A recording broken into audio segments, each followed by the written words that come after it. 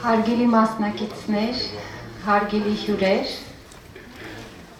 մենք կսկսենք այսօրվա միջոցառումը, ինչպես տեսնում եք, այն վերնագրված է բժիշկը եւ մարդասիրական առաքելությունը, ես կցանկանայի ավելի լայնացնել այն, առողջապահական մասնագետները եւ մարդասիրական առաքելությունը, քանի որ կարծում եմ բժիշկներից բացի բուժքույրերը եւ այլ առողջապահական մասնագետները, օրինակ հանրային առողջապահության մասնագետները նույնպես կարող են իրենց դերը ունենալ այս ազնիվ գործում, որի անունն է մարդասիրական առաքելություն։ Այդ պատճառով է, որ այսօր Թուփանջյան հանրային առողջապահության ֆակուլտետը հյուրընկալում է այս շատ հուզիչ միջոցառումը։ Ասեմ, որ դա շատ մեծ պատիվ է մեզ համար նման միջոցառում հյուրընկալելը եւ ունենալ նման մասնակիցներ, կարծում եմ շատերը ծանոթ եք նրանց։ Ցանկանում եմ իմ խորին շնորհակալությունը հայտնել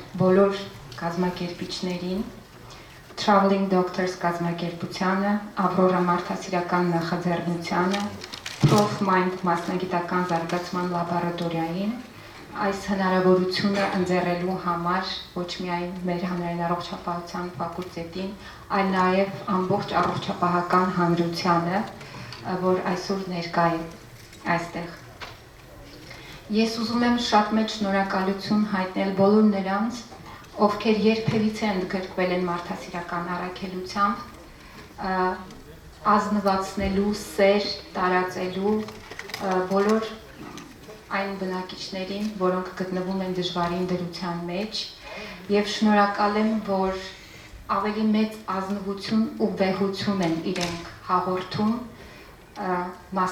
այն մասնագետներին, որոնք կոչվում են առողջապահական մասնագետներ։ Դրանով հանդերձ կցանկանամ ներկայացնել երկու շատ յուրօրինակ մարդկանց, որոնք այսօր գտնվում են այստեղ, հավանաբար նրանք ներկայացման կարիք չունեն, բայց այնուամենայնիվ ես դա պետք է անեմ ու պետք է անել մեծ հպարտությամբ եւ հուզմունքով։ Ուրեմն այսօր մեզ հետ է դոկտոր Թոմ Քաթինան, որը գիտեք հանդիսանում է Aurora մարդասիրական նախաձեռնության նախագահը եւ 2017 թվականի Aurora մրցանակի դափնեկիրը։ Նա նաև Սուդանի գթության մայր հիվանդանոցի հիմնադիրն ու տնօրենն է։ Վերջին տասնամյակում նա եղել է մշտական ներկայություն ունեցող միակ վիրաբույժ այդ հիվանդանոցում եւ գիտեք, որ հիվանդանոցը գտնվում է պատերազմի արհավիրքներից տուժած Նուբայի լեռներում։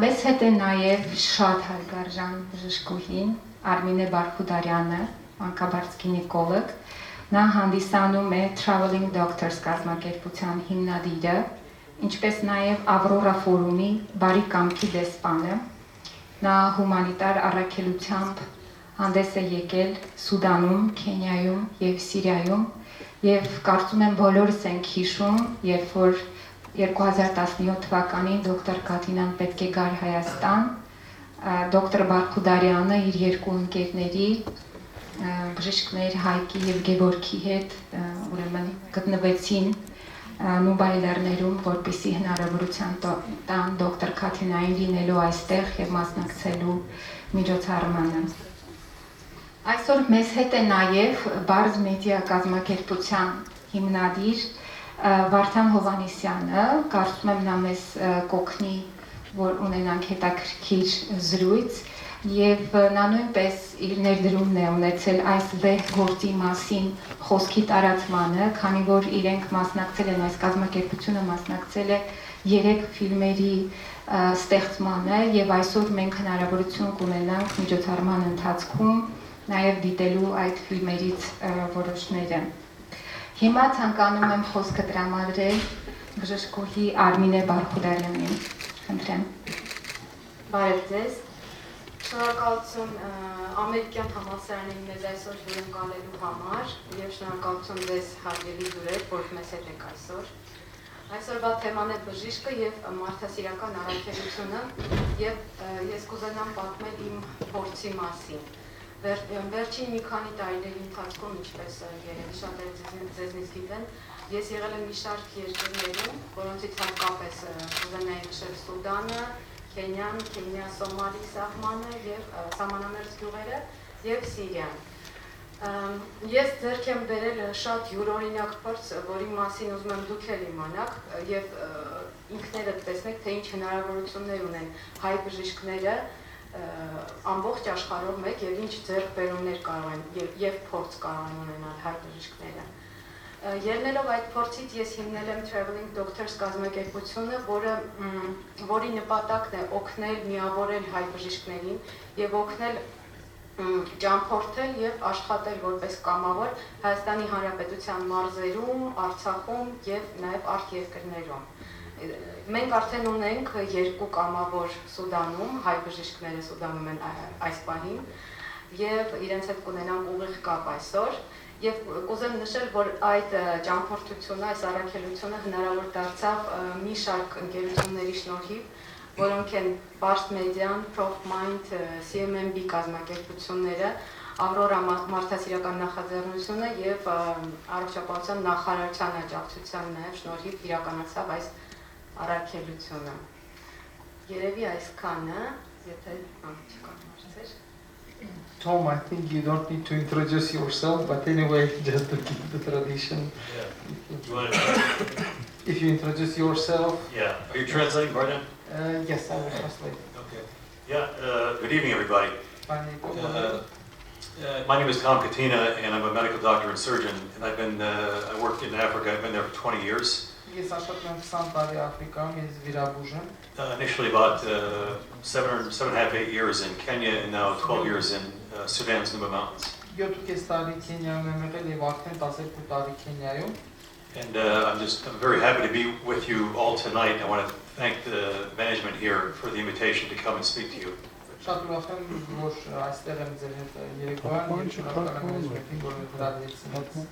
think we're not among strangers, we're among friends here. Ones I know like Armine and Vardan, but also Dr. Haik is here with Dr. Hork and Kane. People have all been to Nuba Mountains and I've known for the past couple of years, so it's very nice to be here. Translator can be translated.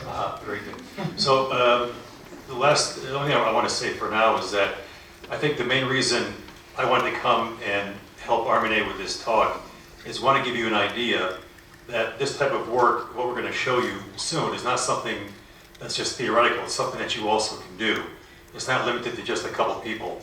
The need is great, whether you're here in rural Armenia or outside Armenia and other countries. And most of this is for encouragement, to try to encourage you that this work is something that you also can do. And I think we hope to accomplish that tonight by talking to us, and you'll see the doctors that are in Nuba Mountains now. So I don't want to talk too much now. We'll have time later to answer questions and do whatever, but I think that's it for now. Maybe I will ask you a few questions before general Q&A.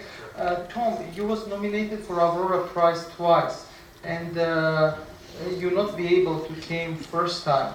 Why is that? What's happened? Yeah, because lots of people don't know. Right. So I first heard about the Aurora Prize in 2016, and I was nominated. And it was, I think that year was in April or May, and I couldn't come. It was a very difficult time for us in Sudan.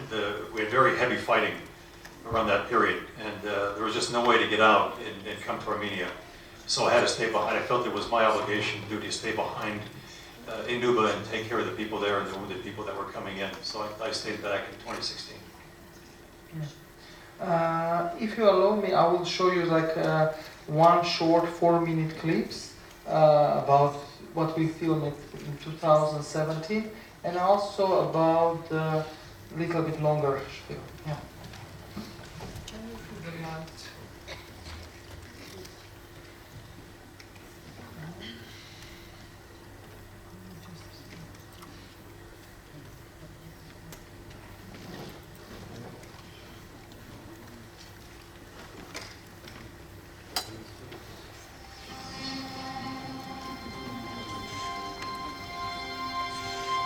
The thing that impresses me about the Nuba is their sense of independence and their feeling of pride. We have a sense of dignity. We are humans. We're equal to anybody else. I love that about them.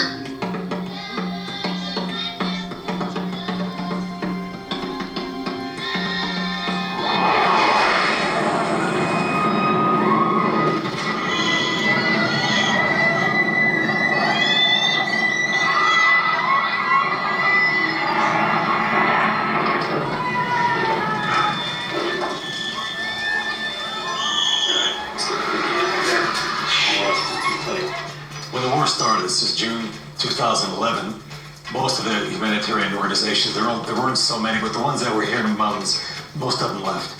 Some of the hospital staff, the expatriate staff left. I stayed behind, Amoni's sister stayed behind, and the priest stayed behind.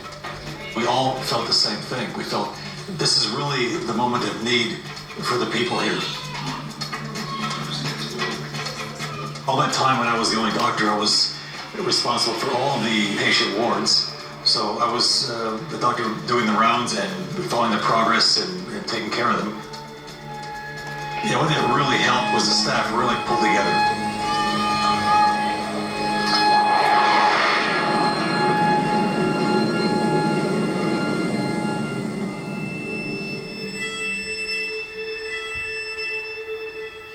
When those things happen, you say, I'll do any other job in the world. Let me be an accountant, because books don't bleed, people don't die, you're just doing numbers. And your brain is just on fire. And then something brings you back. Whatever, some kid comes up or somebody that you didn't think would do well survives. You're like, come on, man, just grow up, just take your job, you gotta do it.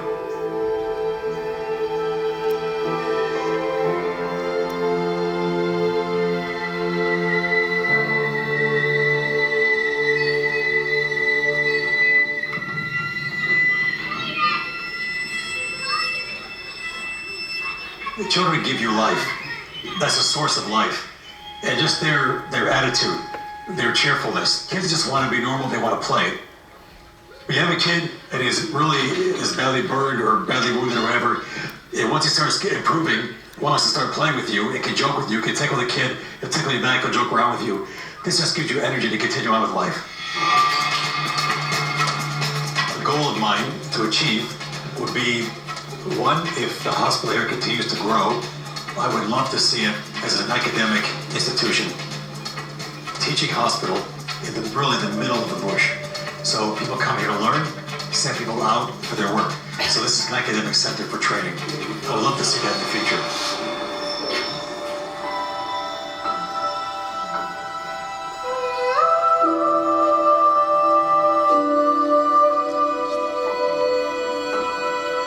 Everybody have the spark of God in us. So use that spark. You, individual, you have that within you. You can do something. What it normally takes is a will. Care about another human being. You care deeply about another person.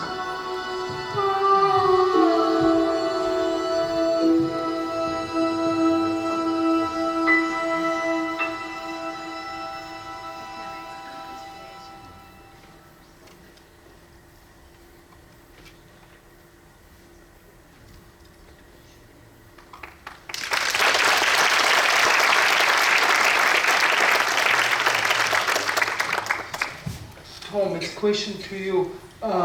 This one was filmed before the doctors came, and do you expect that somebody will replace? How many years you worked there without a replacement? I mean, I've been at that point. I've been there for 9 years, and I've been out. I mean, I've been out occasionally, maybe a month here and there. But I think at this point, I've been a couple of years since I left just that immediate area. It's very difficult to get out. Very difficult to get out. You have to have these. There were 3 that came to replace, so it's really a challenge to leave the place. Next thing is what we want to show. Հաջորդ բանը որ մենք ցույց տալուց է 30-ականոց ֆիլմը հայ բժիշկների մասին, որոնք եկել են փոխարինել Թոմ Քաթինային, հույսով եմ ձեզ հետաքրքիր կլինի եւ դրանից հետո արդեն դիսկուսիան ավելի կշարժվի։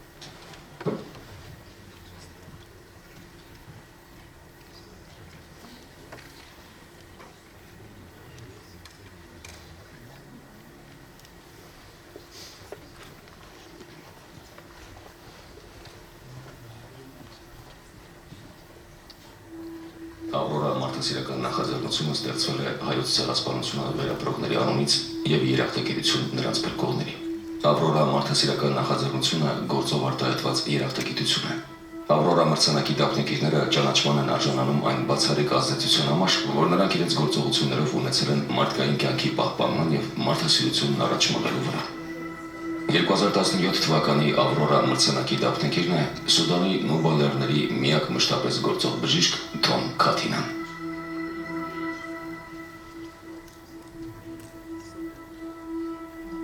Նուբայի ոչ նուբացի մարդասիրները։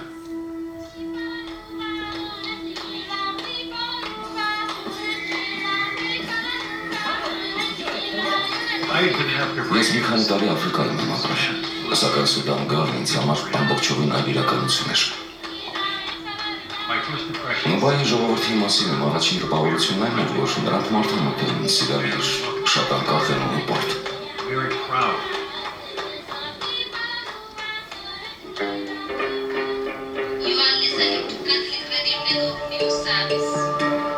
Այստեղ անցկացրած այս 8 տարիների ընթացքում կարելի է ասել, ես այստեղ մշտապես գործող միակ բժիշկն եմ եղել։ Հիվանդանոցում ընդամենը 80 մարդաշակ կար, իսկ հիմա թիվը հասել է 435-ի։ Սկսեցինք ընդամենը 15 հոգուց բաղկացած տեղացի անձնակազմից բազային գիտելիքներով։ Մենք իսկապես ստիպված եղանք սկսել զրոյից և սովորեցնել նրանց ամեն ինչ։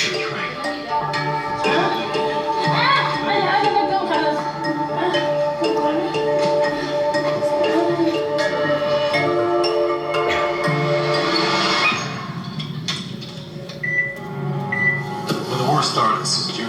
2011 թվականի հունիսին, երբ պատերազմը սկսվեց, ամեն օր օդանավերը մեր գլխավերևում էին։ Երբ մենք ապաստարաններում էինք, իմ ուղեղում առաջին միտքն այն էր, թե ես ինչ եմ անում, չգիտեմ, որ ներքևում մարդիկ կան։ Դա խելագարություն էր, խայտառակություն։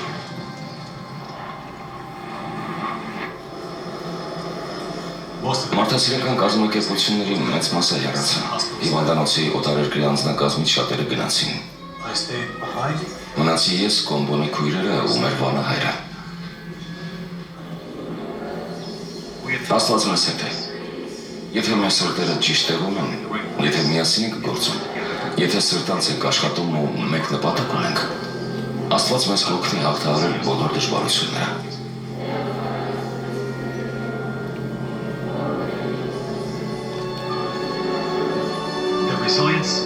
Նրանք կանգուն են, քաջ, ուժեղ։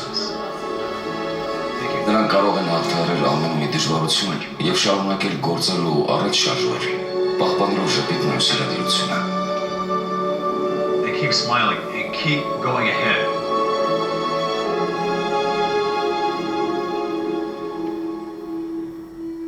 «2017 թվականի Ավրորա մրցանակի հավաքնորդներից մեկը բժիշկ Թոմ Քաթինան էր։ Ավրորա մարդասիրական նախաձեռնության ջանքերով 3 հայ բժիշկներ մեկնեցին նուբալերներ, հնարավոր դարձնելով նրա այցը Հայաստան։ Բժիշկներ Արմինե Բարխուդարյանը, Հայկ Հովհաննիսյանն ու Գևորգ Ոսկանյանը փոխարինեցին Թոմ Քաթինային գթության մայր հիվանդանոցում, շարունակելով նրա մարդասիրական գործունեությունը։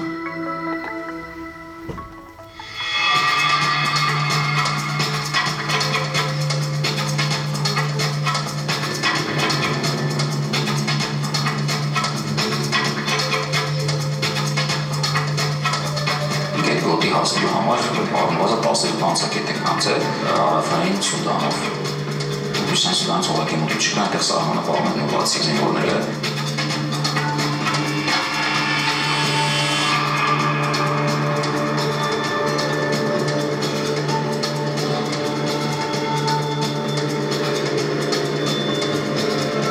Ինչ-որ ամայի ոնց որ ճանապարհով գնանք։ Մտածում եմ ոնց պետք է հասկանամ, որ մենք արդեն եկել ենք, էլի ոնց ու անընդհատ հարցնում են, երբ ենք մոտենում, մինչև որ հասանք հիվանդանոցի տարածք ու ասացին եկել ենք, իջեք, ու նոր հասկացա, որ մենք նոբայում ենք։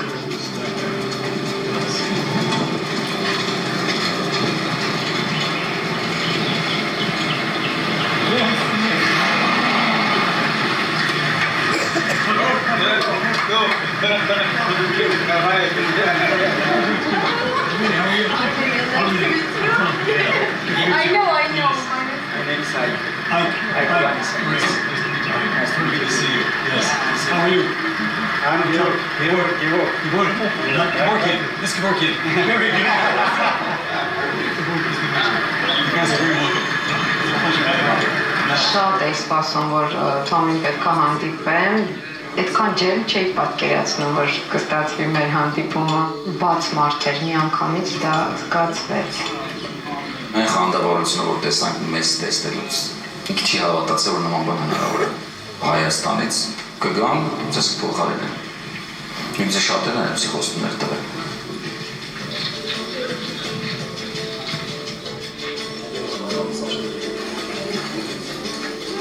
So this is Armine, this is Hike, and good morning.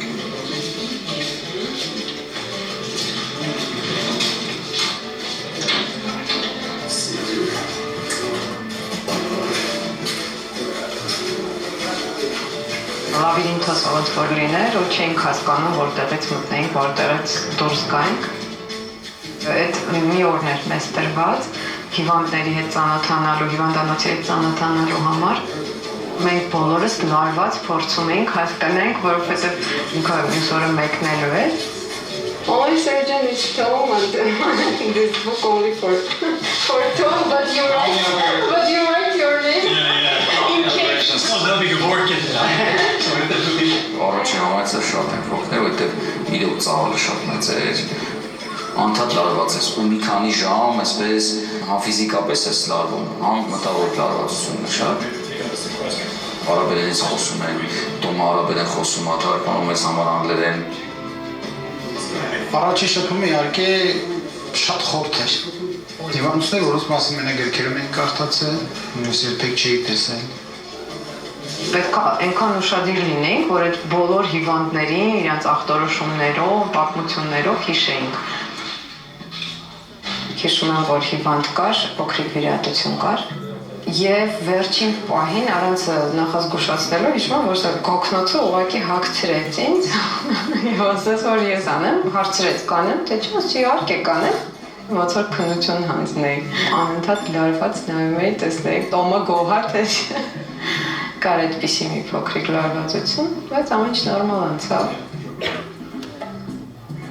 Թոմի ու Ջավայրի հանդիպումներից ես զգացի ու պատկերացնում եմ, թե Թոմի հայացքով ու ժպիտով ոգևորվել են, ապրելու հույս ներշնչում են ստացել հուսալեկված մարդիկ։ Աշխատանք էլ դա չի բնի քիչ դժվար է, դա առաքելությունն է, աշխատանքից վեր է արդեն դա այդ ամեն ինչ արածը, 1 ամիս, 2 ամիս, 1 տարի չի, 9-10 տարի ու դեռևս բոլոր ծրագրերը կապված են ուղղի հետ։ Ինքը այդ ընթացքում ինչքան դժվարություններ ունեցած կլինի, անելանելի վիճակներ, վատ ելքեր, եթե Աստծո հետ չես խոսում, դու չես կարող մնալ ու դառնալ այնպեսին, ինչպեսին Թոմն է։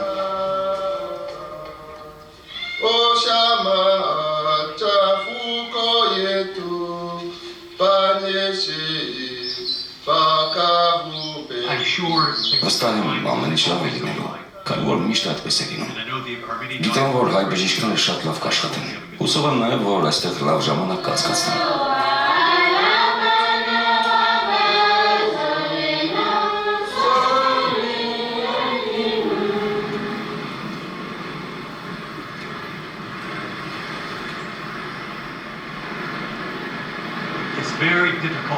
Ինձ համար շատ դժվար է նոբայից հեռանալը։ Կարծես երախայիս եմ նքում։ Միտքս միշտ այստեղ կլինի։ Միշտ կմտածեմ, տեսնես Նոբայում ինչ է կատարվում։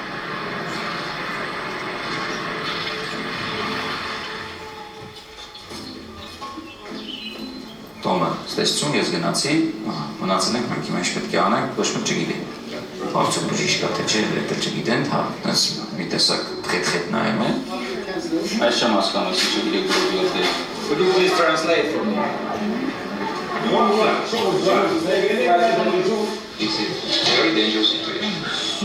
Ձեռագրեր չեմ կարող կարդալ։ Սովոր չէին Թոմից բացի ուրիշ բժիշկների հետ շփվելու եւ ենթարկվելու ուրիշ բժշկի։ Սելվա, ինչ? Սելվա։ Հիմա պետք է անել ու դերեսյան։ Սրճկուն ինչ է եղել։ Հիվանդը կախել է։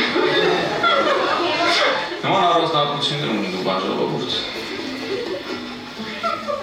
Առանց բժիշկ Թոմի Կարապխեզգետի գայլադուի պատմությունն է։ Google-ը, դատարկ գնդրները լրանը։ Նե։ Բացի անվստահությունից էլ որպես մարդ երևի ով ենք, ինչ ենք, որտեղից ենք ինձ մի անգամից հայտնվեցինք, նրանց համար իհարկե շատ դժվար էր։ We're waiting for night? Yeah, okay. They are waiting. Yeah, for her.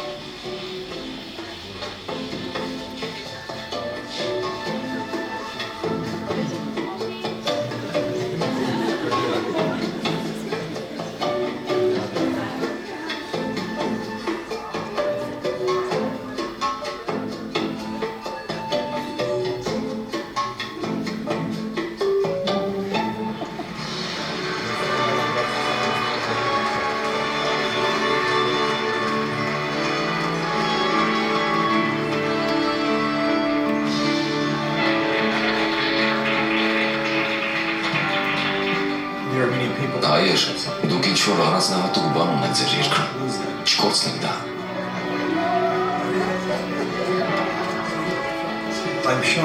Ես ցնցված եմ։ Դեռ այնպիսի վայրում չէի եղել, որտեղ մարդիկ այսքան ընկերասեր են, բաց, սիրալիր, հյուրընկալ ու ջերմ։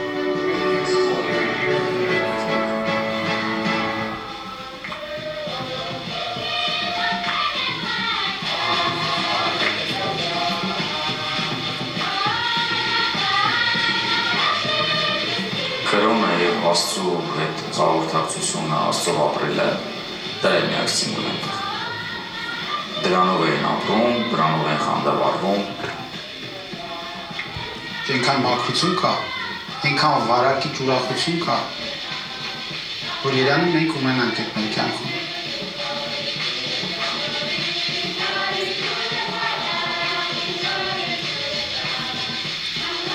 Չասես, Եսի 16-ից 20 շաբաթով։ Ես եկել շատ Եղել։ Եվ ես նել է 12 շաբաթ։ Emergency.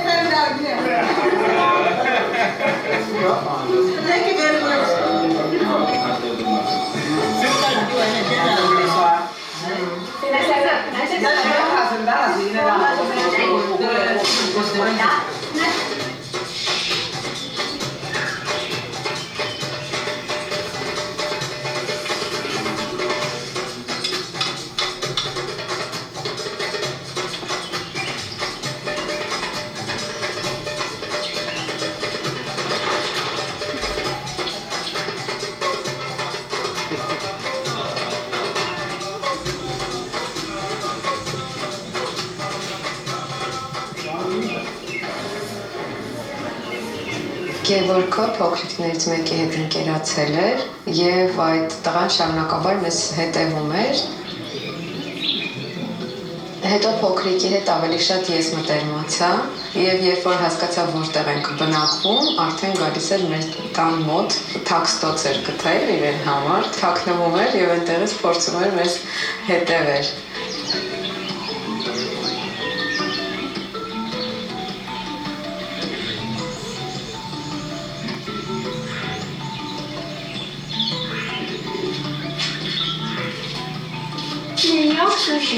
normal. Դե հայտնի տեսնենք, քո Վայ, մամա ջան, ես չկուտը դրանից եմ, Վեց մատոնի։ Հա։ Օլի դակտիվիա։ Раз, два, три, четыре, пять, шесть. Հեռացնենք։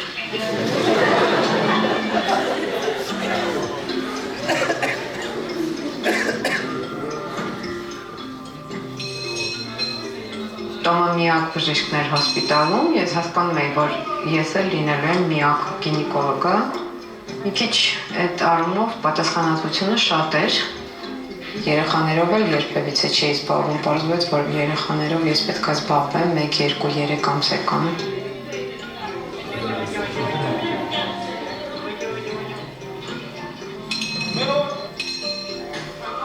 Ես զբաղվում էի հիվանդներով, իմ մասնագիտությամբ։ Հայկն ու Գևորգը զբաղվում էին մնացած բոլոր հիվանդներով։ Երբ որ մենք սկսում ենք հիվանդի հետ իրենց լեզվով ասենք հարցնել ոնց է ինչ կապ, հիվանդը լավ է զգում իրեն, հետո սկսում է պատմել իր դարձել արդեն իրենց լեզվով, էլ չես հասկանում ինչի մասն է խոսքը, ասում ես մի րոպե, խնդրում ես որպեսզի թարգմանեն, հա, բայց հիվանդը սկսում է անկեղծանալ։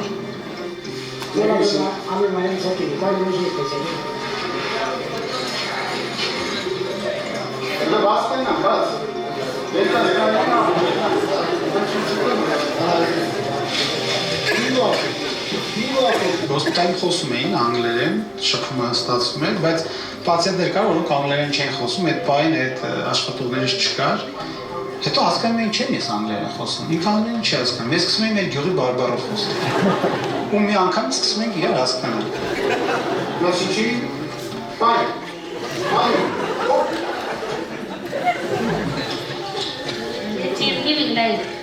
Հիվանդը արհասում է, պետք է արեն հանձնենք, որպեսզի կարողանանք վիրահատենք։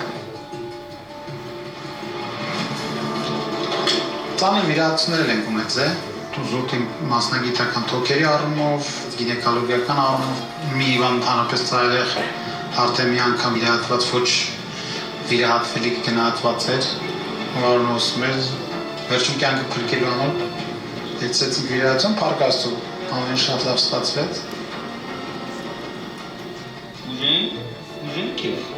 Փորձառություն չունեի երեխաների վիրահատելու, մանկական վիրահատուչ չեմ, բայց պետք է վիրահատես, որովհետև չես կարող ասել ես չեմ կարող վիրահատել, դա չի ընդունվի հաստատ։ Առիթ եղավ երկու երեխա վիրահատելու, փառք Աստծո ամեն ինչ նորմալ անցավ։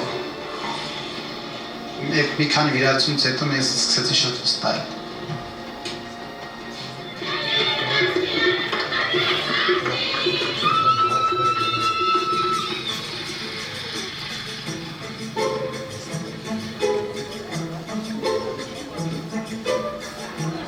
Որոշեցինք ռուսական անեկան գնացինք շուկա, շատ էս շոկային էր, այդ շուկա կոչվածը առաջի անգամ լսել ենք Մարիսա ինչ-որ իրենց գարի ջրատիպ ինչ-որ բանը։ Իրենց են հատուկ տասերով լսեցի Մարիսան, Գևորգը սենց ախորժակով լավ տրամադրված խմեց այդ Մարիսայի մի թասը ու ասեց երկրորդն էլ լսեք ու լսեց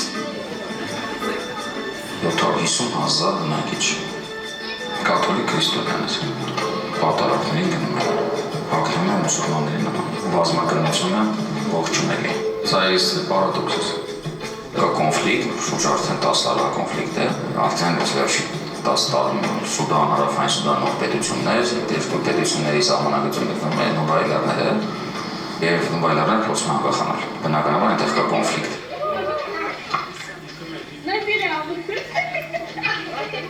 Հոսպիտալի տարածքում ռմբակոծություններից պաշտպանվելու այսպես հորեր կային, սկսել են այդ հորերը ինչ-որ թարմացնել, խորացնել, ներքին տագնապ ասում ինչ են հորերը թարմացնում հիմա, ինչ-որ բան սկսվեց սահմանում անհանգիստը, չես կարող դա չմտածել, որտեղ տեսել ես կադրեր, որ իրականում ռմբակոծում են։ Ու մենք էլ ունենում ես երկու հրազենային վիրավոր, մտածում ես սկսվեց։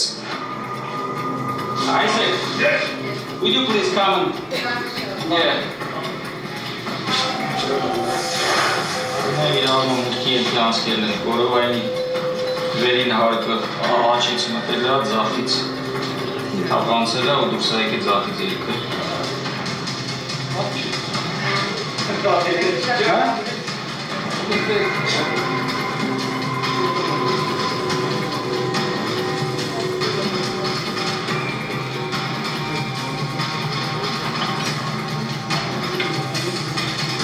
հասկացա, որ այնտեղ սահմանում իրանք տարական գիտելիքներ չունեն, վիրավորին ագոնե առաջի ժողովրդության շուտ ատրիբուտներ օգտագործել նոր տեղափոխելու։ Աշխատություն չեմ բերել, երևի 3-4 ժամ։ Երևից եմ բերել 6 ժամ։ 6 ժամ։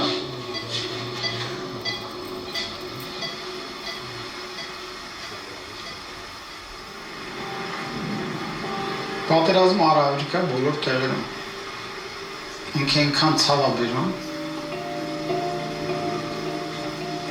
բայց իրենք ընկճված չէին։ Նույնիսկ ամենակարևորը դա էր։ Վախի համար հասկանալի էր, որովհետև նույն իրավիճակներում մենք ապրել ենք պատերազմի ժամանակ, որ մեր պատմության ինչ-որ որոշ բաներին տեղյակ էին լինում, իրանց ափսոսանքն ու ցավն էին հայտնում, որ մենք էլ ենք այդ վիճակում։ Բնականաբար ցավ ունեցողին հասկանում։ Իրաց մոտ էլ կա այդ հայրենիքի հասկացում, ինչ տարբերություն, որ դա նույն բան է։ Ասենք մեր համար աշխարհից կտրված տեղ, իսկ իրանց համար դա աշխարհի կենտրոնն է։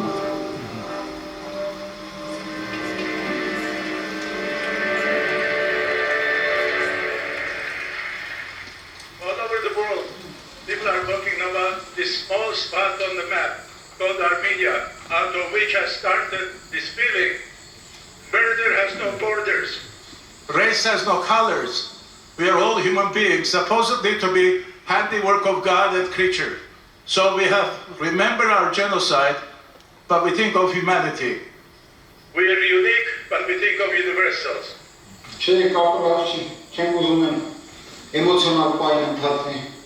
Gratitude in action, the countless survivors around the world who owe their chance at life to the generosity of others, Can best acknowledge such benevolence by taking similar action. This gratitude in action concept is really the foundation of the Aurora Prize. I'm so proud to be here together with all of you. But really we're talking about snowing ball effect. We have a snowing ball effect. We know what it means to be suffering under this. And we want to give back. And we want to give back the way we want to give what people will feel, despite we're not the richest country in the world, despite we're facing a lot of problems, despite we're all under big pressure in economical and social and other psychological. We can do it. We're not alone. We're doing something together in different parts of the world.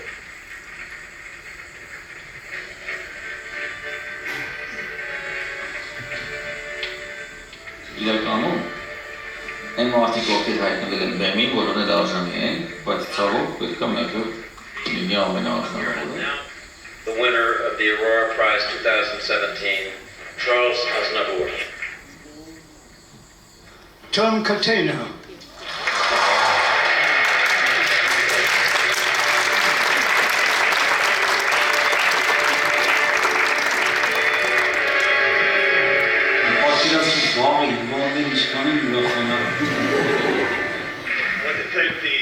People of Armenia, I've been here for the past week, and it's been the most incredible week of my life. I have never met such warm and hospitable people in my entire life. I ask for God's protection as we travel back to our dangerous areas, and ask for His protection on the people of Nuba. And the people of Armenia, thank you all and God bless you. Good morning. You know Dr. Tom won yesterday. Dr. Tom? Yeah. You won? You won? Yeah. Oh, that's good. That's good.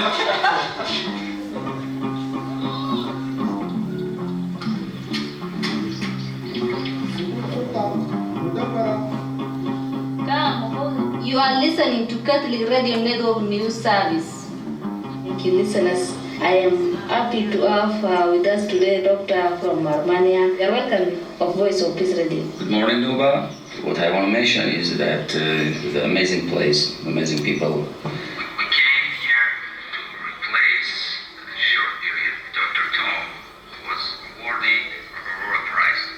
I want to congratulate All the Nuba people because Dr. Tom is a winner of Aurora Prize. And for us, it's an honor to replace him and continue the mission that he has done during this probably 10 years.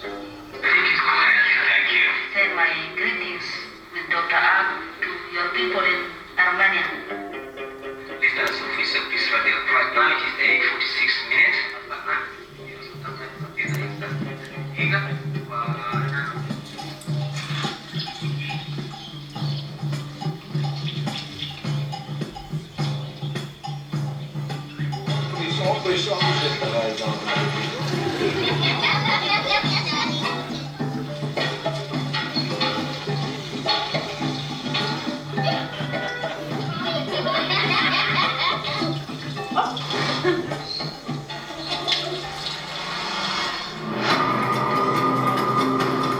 Բուժքույրերից մեկը եկավ մեզ մոտ եւ ասաց, որ շտապ հիվանդ ենք ընդունել։ Պարզվեց, որ հիվանդը պետք է գնա կեսարյան հատման եւ Գևորգն էլ հայտնել, որոշեցին օգնել ինձ վիրահատության ժամանակ։ Գևորգը միանգամից որոշեց գործիքները տեսնի որտեղ է, հանի պատրաստի սեղանը։ Հայացքներ կար, մի տեսակ sense կասկածանքով էին նայում։ Արդյոք ես եմ լինելու վիրահատա բժիշկը թե չէ։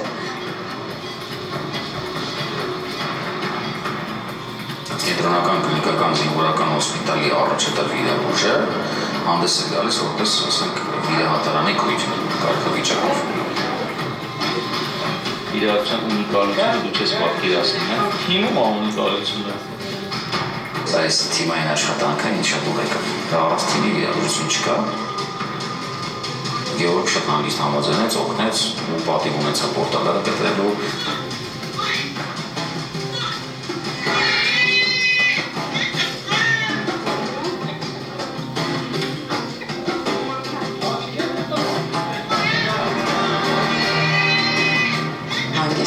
Վիրահատությունը բուժքույրը շատ ուրախացած եւ հպարտությամբ էր կանգնել մինչեւ վիրահատության վերջը, շատ ցած հպարտ կանգնել էր, երբ որ երեխային տվեցի իրեն։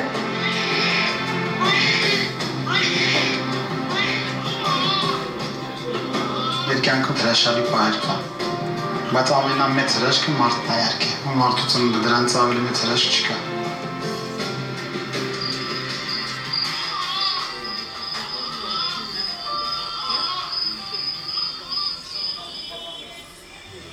Հետաքրքիր բան կար Թոմի գալուն մեր սպասելու առումով։ Նստած զրուցում էինք, բայց որ Թոմը հետ չգա։ Թոմը գնացել է, ու որոշի որ լերիք, հա, ես էլ հետ չեմ ուզում նրան։ Առաջ հայացքից թվում է դա սովորական զրույց, բայց ինքը շատ հետաքրքիր խորքային ազդեցություն թողեց ինձ վրա։ Ես Թոմի արարքով ոգևորված եմ։ Ազնիվ ասեմ, կյանքումս կուզենայի, որ այդ մեծության գոնե մի փոքր մասը ունենայի։ Ու գիտեմ, որ դա մենակ պայքարելով անհնարավոր։ Բայց ես պատրաստ եմ արդյոք։ Չգիտեմ, մենք պետք է միշտ մեզ հարց տանք, մենք արդյոք այն ամեն ինչի մասին, որ խոսում ենք ու ասում ենք, պատրաստ ենք անցնել։ Ու ասում ենք, բա որ Թոմ հետ չգան չենք անելու։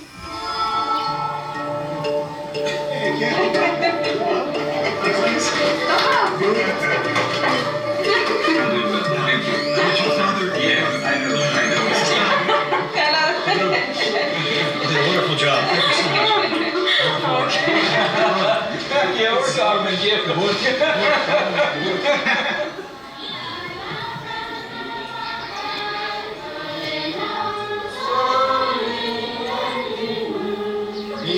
Հայ ժողովուրդը շատ հետաքրքիր պատմություն ունի։ Եվ երբ ես այնտեղ էի, հասկացա, որ նրանք շատ փորձությունների միջով են անցել վերջին 200 տարվա ընթացքում։ Հայերի պատմությունը շատ նման է բացի ժողովրդի պատմությունը։ Հիմա ինչպես տեսնում եք, նրանք եկել են մեզ օգնելու։ Եկեք աղոթենք, որ խաղաղություն լինի, եւ դուք եւս այստեղից կարողանաք դուրս գալ ուրիշներին օգնություն ձեռք մեկնելու համար։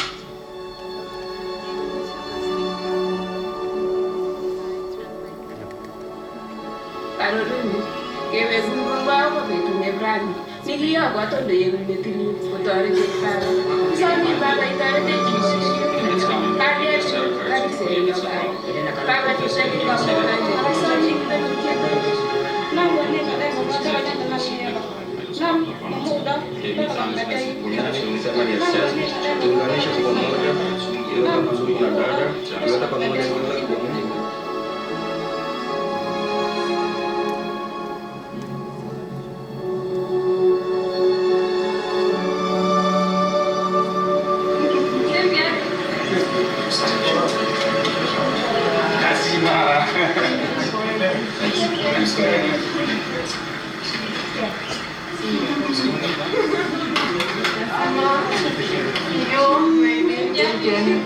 No, wait. This is sister.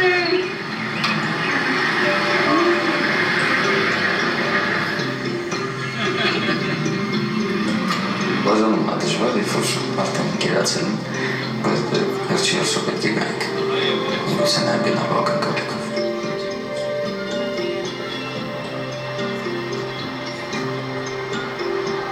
Նո բայց վերադառնալուց իհարկե ունեի ներքին մեծ բովարարվածություն, համ ուրախություն կար, որ ես նոբան լքում եմ, համ թախից կար, որ նոբան լքում եմ։ Կար մի տեսակ ափսոսանքի զգացողություն, որ գալիս ես ինտերից, մտածում ես արդյոք պետք է հետ գայր թե չէ, միգուցե պետք է մնայր, որ մի քիչ ավելի զգալի լիներ այդ ծառայությունը ինտերի համար, միգուցե պետք է մնայր ինչ Թոմին օգնեինք, Թոմը այդ կարիքը ունի օգնելու, իսկ մենք ընդհանրապես փոխարինեցինք։ Դա միջև հիմա ինձ տանջում է։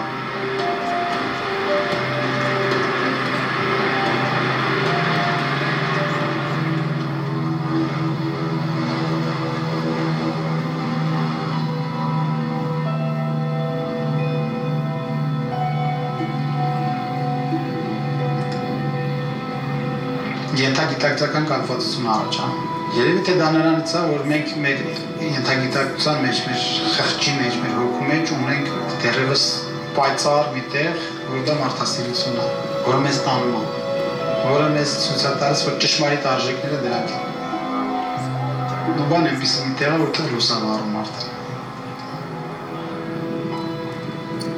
Անհետ չի կարող ոչ մի բան ունենալ, ամեն ինչ ազնություն թողում է, ամեն ինչ այդ ապրումները, տեսածը ամեն ինչ ազդում։ Արժե համակարգում որոշակի վերադասավորումներ բաներում այդ ամեն ինչ տեսնողություն։ Ու ավելի շատ ես ասում արժևորել, այն ինչ որ ունես։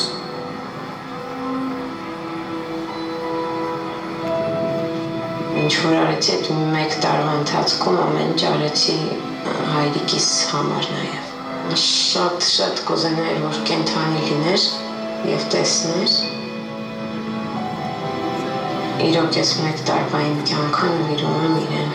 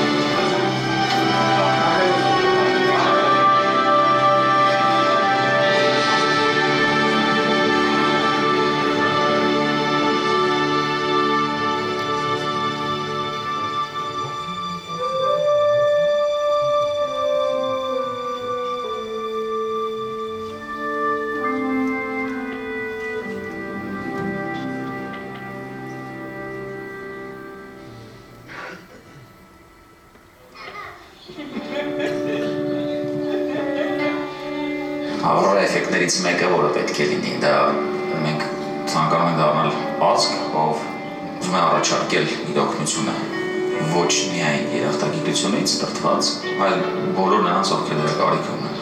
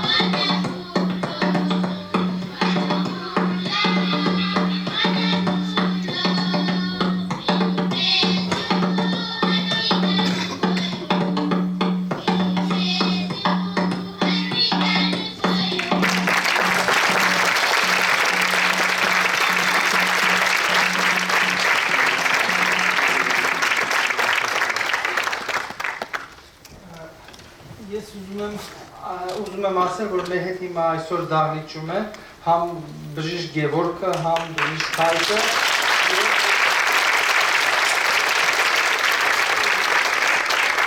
ռեժիսոր Խանեն, որը կադրի հետ միշտ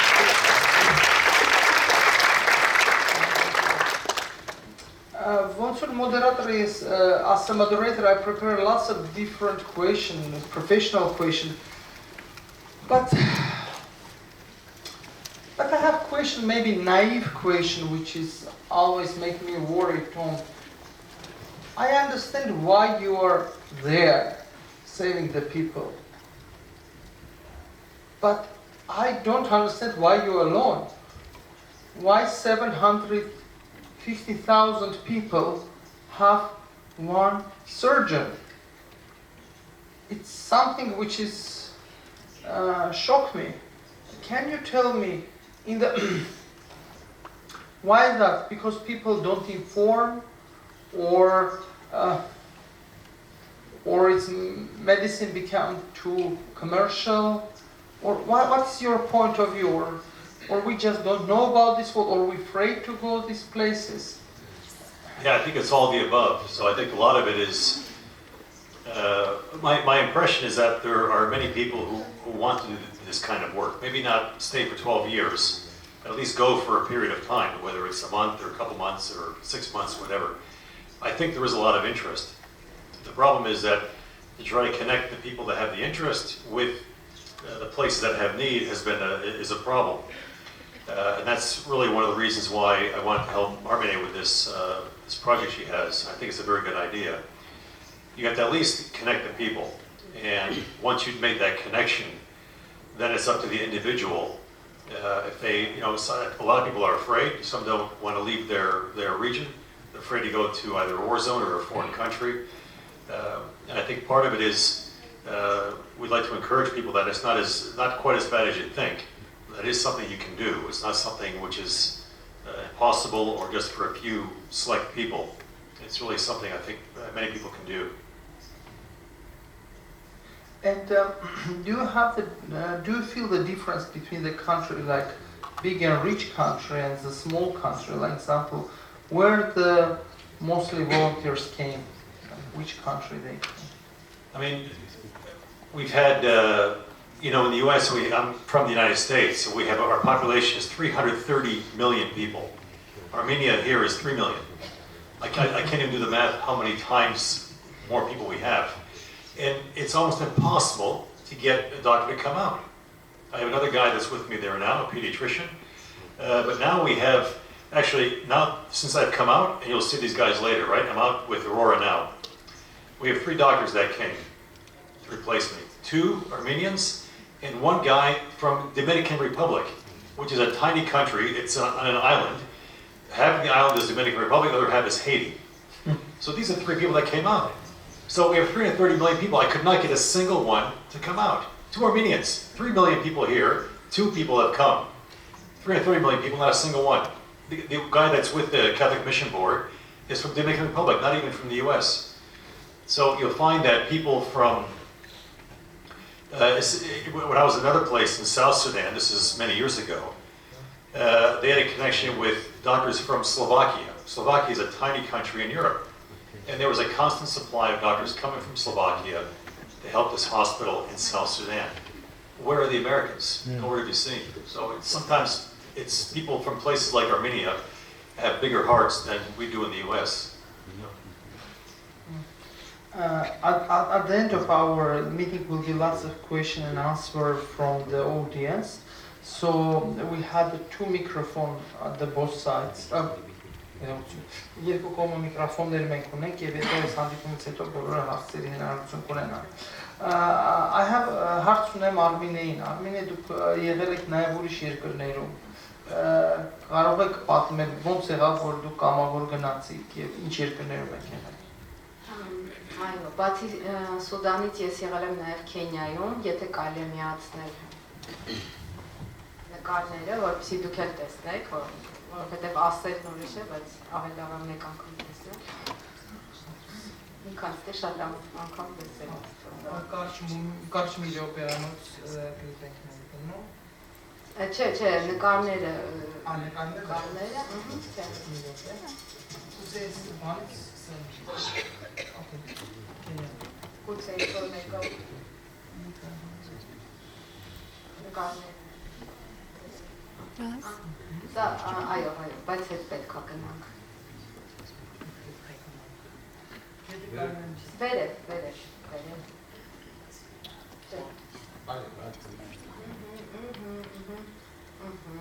Շատ լավ։ Եվ այդ արդեն ջան կվերես։ Շնորհակալություն, որպեսզի այստեղից կարողանամ ես ինքս։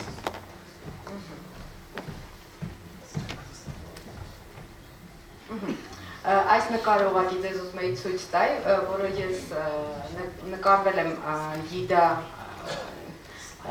փախստականների ճամբարում, Սանոպայի ճանապարհին է, եւ այնտեղ կար բժիշկներ առանց սահմանների հոսպիտալը, եւ առաջին նկարում ես այդ հոսպիտալում եմ բժիշկներ առանց սահմանների կազմակերպության բժիշկների հետ։ Սա է ուզում ասել ընդհանրապես, որ այսինքն ինչ հնարավորություն կա ճանապարհին տեսնելու ուրիշ կազմակերպություններ, միջազգային անմիջական շփում ունենալու, փոխանակվելու կոնտակտներով։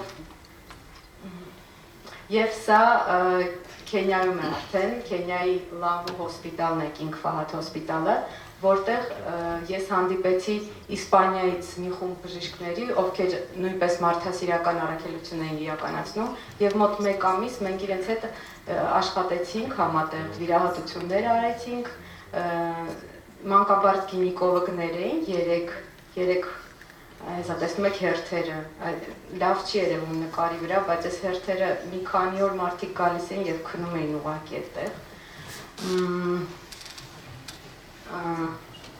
Եվ իսպանացի մանկաբարձ գինեկոլոգներ էին հետ նկարում, տեսնեք առաջատար մասնագետներն էին Իսպանիայի։ Սա էլ նույնպես Քենիայում է, բայց Safari Doctors կազմակերպության հետ։ Նրանց հետ մենք ճամփորդում էինք Քենիա-Սոմալի սահմանին գտնվող սահմանամերձ գյուղերն են Քենիա-Սոմալի, այնտեղ ոչ մի բժիշկ եւ ոչ մի բուժ հաստատություն չի գործում եւ մենք իրականացնում ենք պատվաստումներ, ինչ հիվանդ որ պետք է, եթե հիվանդը պետք է ստանար բուժ օգնություն, ապա այդ հիվանդին տեղափոխում ենք, այսպես, Safari Doctors-ի հետ, եւ երևի դիտենք կլիպը Safari Doctors-ի հետ։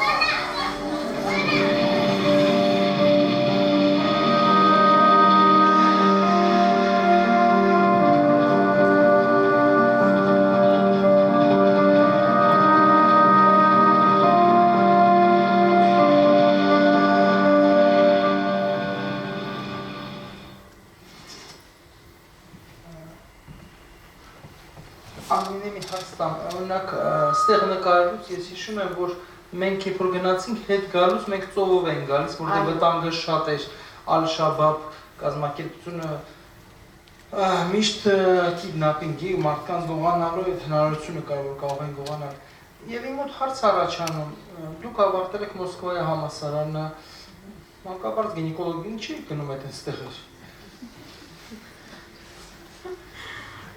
Ճիշտն ասած, այդ հարցը, գիտեք, ինձ թվում է այդ հարցը պատասխան չունի, դա ինչ-որ ներքին ձայն է, որը որ ես ուղղակի գիտեմ, որ ես պետք է գնամ, ինձ ոչ մեկ չի ասում, ոչ մեկ չի ստիպում, բայց ես զգում եմ, որ ես պետք է դա անեմ։ Ես հիշում եմ առաջի օրը ձեր Աֆրիկայում, երբ որ դուք առաջի վիրահատությունից վերադարձաք եւ երջանիկ ժպտալով ասիք, այսօր ես արեցի 3 հատ օպերացիա, որից 2-ը սպիդով են։ Կար այդպիսի բան, բայց այդքան երջանիկ չէի։ Բայց կար այդպիսի բան։ Պատահական, հա, հետո իմացանք, որ բարակված էր։ Իսկ որտեղ եք նայած եղել։ Վերջին առաքելությունը եղել է Սիրիայում, ինչպես շատերը ձեզնից գիտեն, Հայաստանը իրականացնում է մարդասիրական առաքելություն Սիրիայում եւ ես ներգրաված եմ եղել առաջի խմբի հետ, մեկնել էինք փետրվարին եւ այնտեղ 4 ամիս մնալուց հետո վերադարձանք Հայաստան։ Ես կարճ ժապավեն ցույց տամ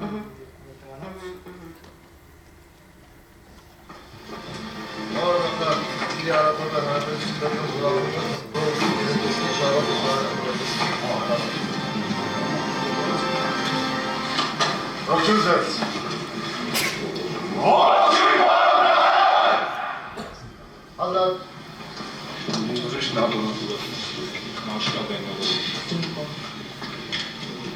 Նիկոլը ամենածանր, ամենապահանջվածն է։ Լավ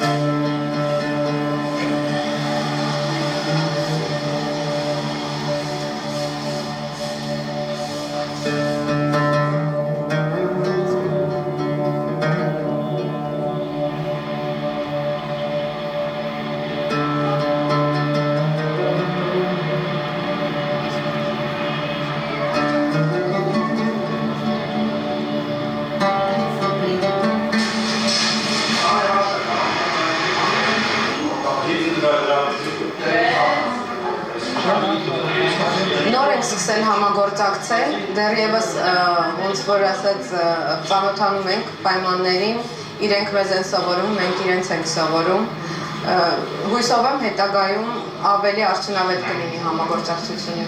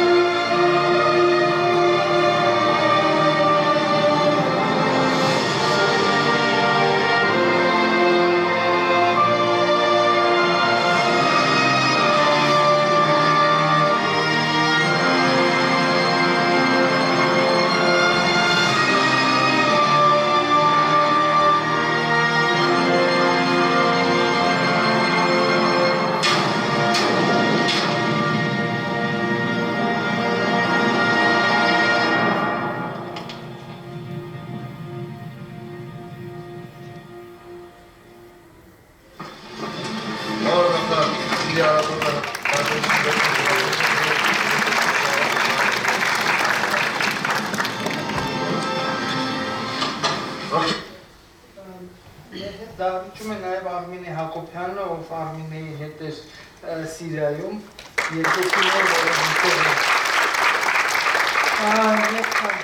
I have a question to both of you, to Tom and to the Armine. Let's forget about humanitarian part of what you're doing in mission. Can you tell us what is the interesting cases you get? What the doctors can learn if he come to Sudan and stay a long time with you? What's the difference?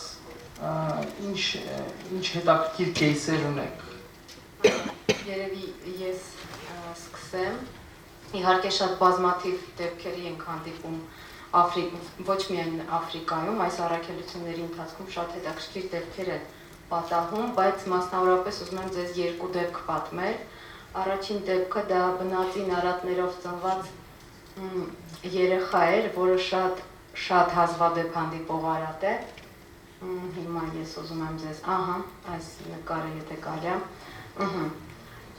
Այս արատը կոչվում է տորակոաբդոմինալ պատի դեֆեկտ, գաստրոշիզիսով եւ սրտի ամբողջական էկտապիայով կամ քանտրելի պենտադա։ Ինչպես տեսնում եք, օրգանները ամբողջությամբ դուրսն են, դա ես ավելի մանրամասն կբացատրեմ։ Նախ մի երկու բառով ինձ թվում է բոլորդ այստեղ բժիշկներ եք եւ հետաքրքիր կլինի լսել, թե ինչպես եղավ այս երեխայի ծնունդը։ Մենք վիրահատությունից նոր էինք դուրս եկել, երբ ես նկատեցի կնոջը, արդեն ծննդաբերության ժամանակ, ասեմ, որ տոտիկային առաջադրություն էր, որպեսզի պատկերացնեք տոտիկային առաջադրության ժամանակ սկզբից տոտիկներ են։ Եվ ես տեսա, որ արդեն տոտիկները ծնվել են, ոչ ոք չկա կնոջ կողքը, մոտեցա կնոջը եւ պատահական, այսինքն պատահական չէ, տեսա ինչ-որ օրգանի արտանկում։ Մտածեցի, որ կարող է դա պորտալարը լինի, բայց ավելի ուշադիր նայելուց հետո տեսա, որ աղու գալարն է։ Աղու գալարները այդպես հավաքելով ձեռքիս մեջ մենակ էի, ոչ մեկ չկար կողքս, այդպես երեխան ծնվում է եւ ծնվելու հետ մեկտեղ իմ ձեռքն էլ առաջ է գնում եւ այլ ավելի տարօրինակ անհարթություններ են շոշափում ձեռքիս մեջ եւ ահա ինչ-որ բան սկսեց բաբախել ձեռքիս մեջ։ Այդ պահին արդեն բուժքույրը եւ ինտերնը եկել էին կողքս էին, ես կլոր աչքերով նայում եմ իրենց, ասում եմ, գիտեք, կարծեք թե սիրտն է բաբախում ձեռքիս մեջ, նրանք էլ ավելի կլոր աչքերով ինձ են նայում եւ վերջապես երեխան ծնվեց, միանգամից բարուրեցին երեխային, սավանով պատատեցին եւ ուզում եմ տեսնեք, որ արդեն գնացինք ավելի հանգիստ մթնոլորտում, այդ սավանը բացեցինք, ինչ տեսանք մենք։ Եթե խնդրեմ Վարդան ջան, եթե խնդրեմ այդ վիդեոն կարելի է միացնել։ Ես որոշեցի նկարը անել, որովհետև դեպքը այնքան հազվադեպ հանդիպող է, միլիոն նորածիններից 5 դեպք է հանդիպում, բայց այն էլ ոչ լրիվ ձևը, այսինքն կարող է լինել սրտի մասնակի, այս երեխան եւ բաբախող սիրտը տեսնում եք, քանի որ բժիշկներ են բոլորս էլ, դրա համար որոշեցի ձեզ ներկայացնեմ այս դեպքը եւ չեմ կարծում, որ շատ բժիշկներ են այսպիսի դեպքեր տեսնում։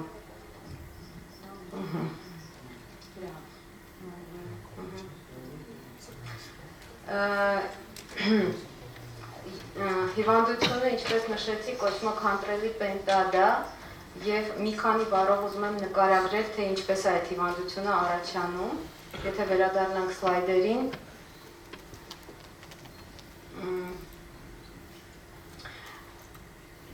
էմբրիոգենեզի 4-րդ շաբաթվանից սկսված այսպիսի երևույթ է տեղի ունենում, որը կոչվում է body folding, այսինքն էմբրիոնի կողմնային պատերի ծալում, կողմնային պատերի մոտեցում եւ միաձուլում։ Եթե այդ միաձուլումը տեղի չի ունենում,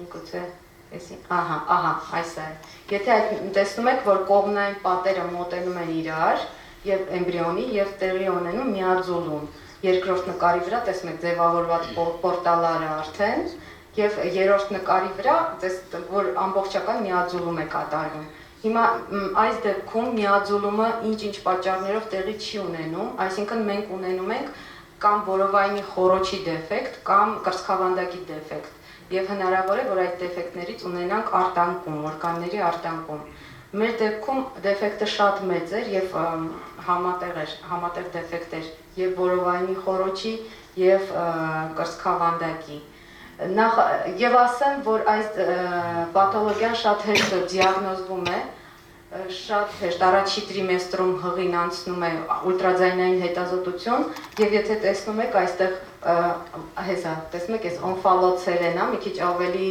թեթև դեպք է, սա դիագնոզվում է ուլտրաձայնային հետազոտության ժամանակ եւ նաեւ MRT-ի ժամանակ կարելի է հայտնաբերել այս հիվանդությունը, հղին ուղղակի վրշկական ցուցումներով կատարում է հղիության արհեստական ընդհատում եւ այս երեխան այլ երկրում, որտեղ հնարավոր է իրականացնել ուլտրաձայնային հետազոտություն, այս երեխան ընդհանրապես, այսինքն բժիշկները չեն տեսնի։ Եվ մի քանի բառով ասեմ ինչ որ օրգաններն էին արձանված, ես եթե տեսնում եք, սա սիրտն է, սա ստամոքսն է, սա փայծախն է, լյարդը էստեղ եւ աղիները, հաստ եւ բարակ աղիները ամբողջությամբ արտանկված են։ Ցավոք սրտի այս դեֆեկտի ժամանակ, այս պաթոլոգիայի ժամանակ երեխաները չեն ապրում, այդ մեր դեպքում 3 օր երեխան ապրեց եւ ցավոք սրտի մահվան ելք ունեցանք։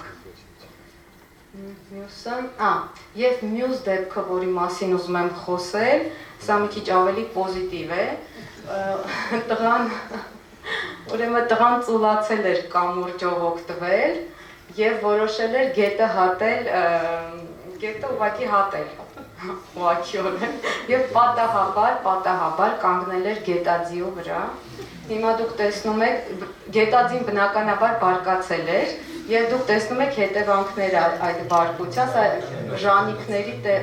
ժանիքների տեղերն է եւ կար ձեռքի, ոտքի եւ կոնքոսկրերի կոտրվածք, բարեբախտաբար տղան ողջ մնաց, գետաձին կարծում եմ ոչ, որովհետեւ ցեղակիցները վրեժխնդիր եղան։ Վերջ, երևի այս երկու դեպքով ես կսահմանափակվեմ, մնացածը բժիշկ Թոմը կներկայացնի։ Yes. Tom, also will be good for you present your cases. And as I remember, I'm very far from medicine.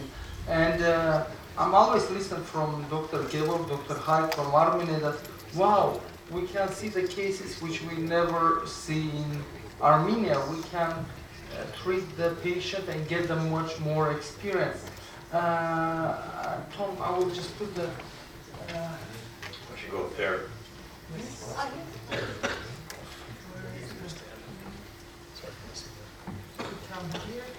It's easier over here.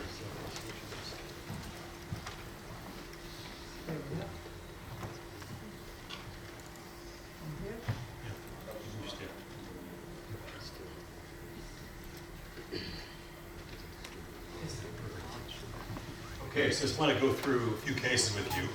Again, this is to give you the idea. The reason we're going through these cases is to give you an idea what you might see in a rural hospital in Africa. Okay, this is kind of a brief run through. It's not everything, of course, but it's just a few examples of what you might see. This is where I live. This is in Sudan. Our place is right here, South Kordofan State. This area is about the size of Austria. It has about 1.5 million, 2 million people for the whole state. So that's where I live. Very remote place. This is, I want you to guess what this thing here is. This is a stick, okay? This is a bladder stone, okay? This here is Dr. Arshak, who's an Armenian surgeon. So we did this case just before I came out, when Dr. Arshak and I overlapped. Hopefully we'll get them on Skype in a little while. So this was a very interesting case. This woman is maybe in her 40s, and she came to us saying that she was leaking urine. Okay, she'd been leaking urine for 2 years, and she had no control over her urine. And we took her to the operating room. When I examined her beforehand, I saw a hole in the anterior vaginal wall. Okay, so we did a vaginal examination, and there was a connection between the bladder and the vagina, and urine was pouring out. But when I examined her, I felt something hard. Okay, if you can imagine that. And she told us that she delivered a baby a few years before. It was a difficult delivery, and then since that time, she's been leaking urine. Okay, this is a typical case we have in Nuba Mountains. It's called a vesicovaginal fistula. The mother tries to deliver, her pelvis is too small, baby's head is too big, and that she pushes against the anterior vaginal wall. You get necrosis of tissue, and then she leaks urine for life after that, unless you repair it. So I thought, fine, we'll go to the operating room and we'll try to repair this defect. So I opened up the abdomen, and I felt something hard inside. And what I was feeling was this stick. So anyway, we removed this thing, and afterwards I found out what happened to her. She was, 2 years before, she was trying to cross a dry riverbed. The water came and washed her down. She went down in the river, in the rapids of the river. She ran into a tree.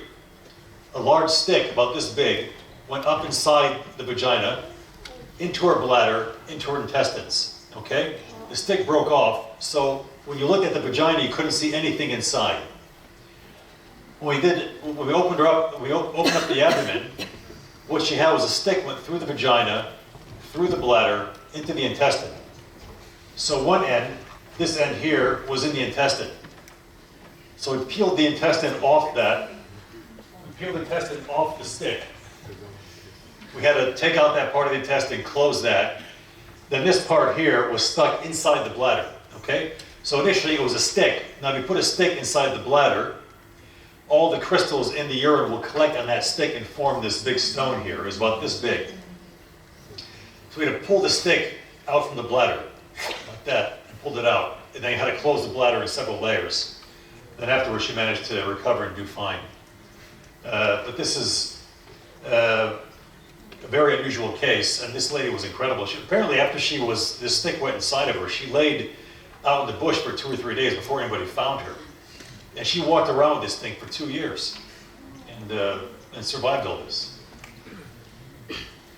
This case here, this is something that you might see. This is a gynecology case, obstetrics gynecology case. And the story here was this woman had a molar pregnancy. So a molar pregnancy, if you know what that is, it's like a false pregnancy. And the sperm and the egg meet, but instead of that embryo, that zygote, forming a baby, you form basically a cancer. Okay, so this divides abnormally, and you form this molar tissue, which looks like small, little, tiny eggs. And normally you have to do a D&C, clean all that tissue out. After you do the D&C, dilation and curettage, you often have to give some antimetabolites like methotrexate, chemotherapy drugs, to kill the remainder of that tissue. So we did that in this patient, but she kept bleeding, okay? So we had to go and do a hysterectomy. And what you'll see here, this is the invasive tissue. So she went from a molar pregnancy to an invasive mole, okay? The only way really to treat this is with the hysterectomy, unfortunately. She had several children, thank God, so we take the uterus out. Normally you can treat this with a combination of D&C, dilation and curettage, followed by methotrexate chemotherapy. This case here, this was from I didn't want to show too many of the slides from wartime. This guy was shot, actually I think he was hit with a piece of shrapnel. Entry wound was here, exit wound is here. Often in trauma cases, the entry wound is much bigger than the exit wound is bigger than the entry wound. So if you're shot here or a shrapnel comes here, the blowout wound is much bigger. So entered on this side, came out here, and all the, so of course the intestines came out from the exit wound. And as you can see here, this is the open intestine here where it shattered. So we had to open them up here and then fix all the bowels and put things back together. This guy did very well. He did fine afterwards. This baby here, he has, I love this kid's face. This baby has a fairly unusual condition, but it's something you can find here in Armenia. This is congenital hypothyroid. If any pediatricians in the crowd, this is congenital hypothyroid. I think here, I'm sure here in Armenia, like we did in the US, every baby that's born gets a blood test done. And if any pediatricians here or obstetricians can confirm with me, I don't know. It's a screening test. You test for congenital hypothyroid, check for congenital adrenal hyperplasia, and several other diseases that often can't be picked up till later on in life. So this kid was born, basically without a thyroid gland. And he has typical features. If you look at the bridge of the nose, he has a collapsed bridge of his nose. He's got a very large tongue. If you look at his arms, he looks like a weightlifter, okay? You see how the baby looks muscular. This is called pseudohypertrophy. Pseudohypertrophy, these babies look like bodybuilders. If you don't treat it, it has a bit of a floppy abdomen, kind of a soft abdomen, protuberant abdomen, which is typical for congenital hypothyroid. If you treat these children with, if you don't treat them, they will become mentally retarded. They have their growth retarded, they're very small, and they become mentally retarded as they get older. If you treat them with levothyroxine from birth, they can lead a very normal life. This picture here was from just this recent August. Anybody can guess what this is?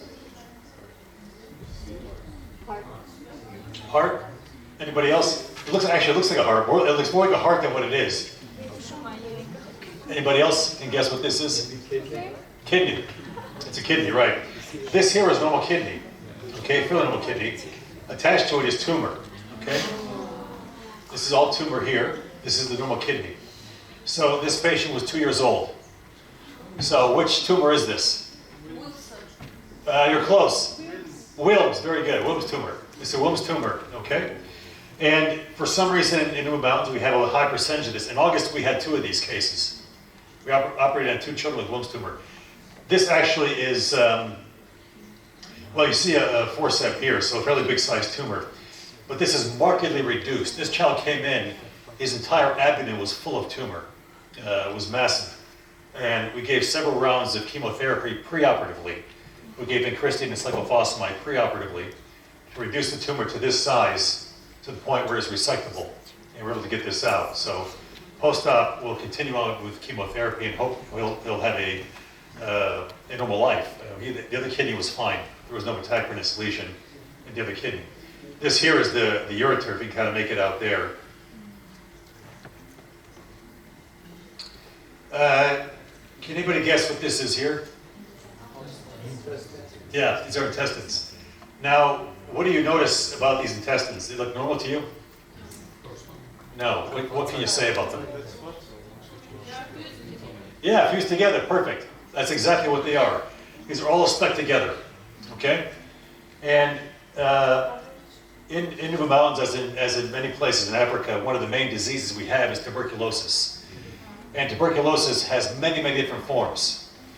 You can see TB almost everywhere. You can see it in the brain. These are cases just I've seen in 20 years in Africa. Brain, meninges, CSF, eye, lymph nodes, spine, where else? Joints, long bones, abscess, muscle, breast, kidneys, pelvis, bladder, where else? Lungs, of course, pleura, so pericardial, parademonic, pericardial, and heart. So pretty much any part of the body you can find TB. This is abdominal TB, okay? And abdominal TB has 2 or 3 different versions. This one is called plastic abdominal TB. Plastic abdominal TB. It's like everything was kind of melted together. Another form you'll have is a patient would present just with ascites, okay? Just ascites, nothing else. Sometimes some weight loss. Maybe they have fever, maybe not. Usually weight loss and ascites. If they have weight loss in our place, if they have weight loss in ascites or just ascites, and the liver is normal, so it's not from cirrhosis, which is the most common cause. You got to think about abdominal TB. So in this case, we operated on this young man, and we had to take apart all the intestines, kind of tease everything apart. It's kind of coated with a thick. It almost looks like a sausage. You know, sausage has kind of that covering over it. So you have to take all that covering off. Sorry about that. I mean, we won't eat sausage now for a while. Sorry. So take the covering off the sausage, and then you treat with TB, and they can do fine. And so 6 months after that, 6 months of TB treatment, they do pretty well. If the person is not obstructed, normally if the person is not obstructed, you try to just treat with TB drugs and see if you can get them through all this period. Because to operate when they're at this stage is very difficult, and they can die from the operation. They bleed a lot, and it's very complicated. So you try to get them through it, but if their offices are obstructed and they're vomiting everything, you have to do something. So you're forced to do the operation. This kid, anybody have an idea what this disease is for children? Mostly for children, you'll see it. There's a special name for it. It's one of two types of things you see. Retinoblastoma. Which one? Retinoblastoma. Retinoblastoma. No, very good thought. Retinoblastoma does look like this. You get a swollen eye. With retinoblastoma, actually, it's actually very common for us too, Nuba. If you see a child with a white, let's say he's got a white pupil, okay, or no red reflex at birth, think about retinoblastoma, okay? Something really to pay attention to, because it's curable. If you catch it early, it's curable with surgery and chemo. I think here probably radiation also with it. For us, we have surgery and chemo for retinoblastoma. But this is not retinoblastoma. Anybody else want to take a stab? Which one? Blepharitis, like a conjunctivitis? No, it's not an infection. The eyes actually are okay. The child's eyes are okay. This is kwashiorkor. Kwashiorkor, yeah, kwashiorkor. So kwashiorkor is one of the forms of protein energy malnutrition. Protein energy malnutrition. And it's caused by a lack of protein in diet, and often they get prolonged with diarrhea and other problems. So if they present, the children are very irritable, and they often have diarrhea. They are severely immunosuppressed. Severely immunosuppressed. So to treat these children and to get them back to health is really a challenge. And you've really got to have the proper feeds. You've got to really pay attention, make sure they get feeds every 3 hours.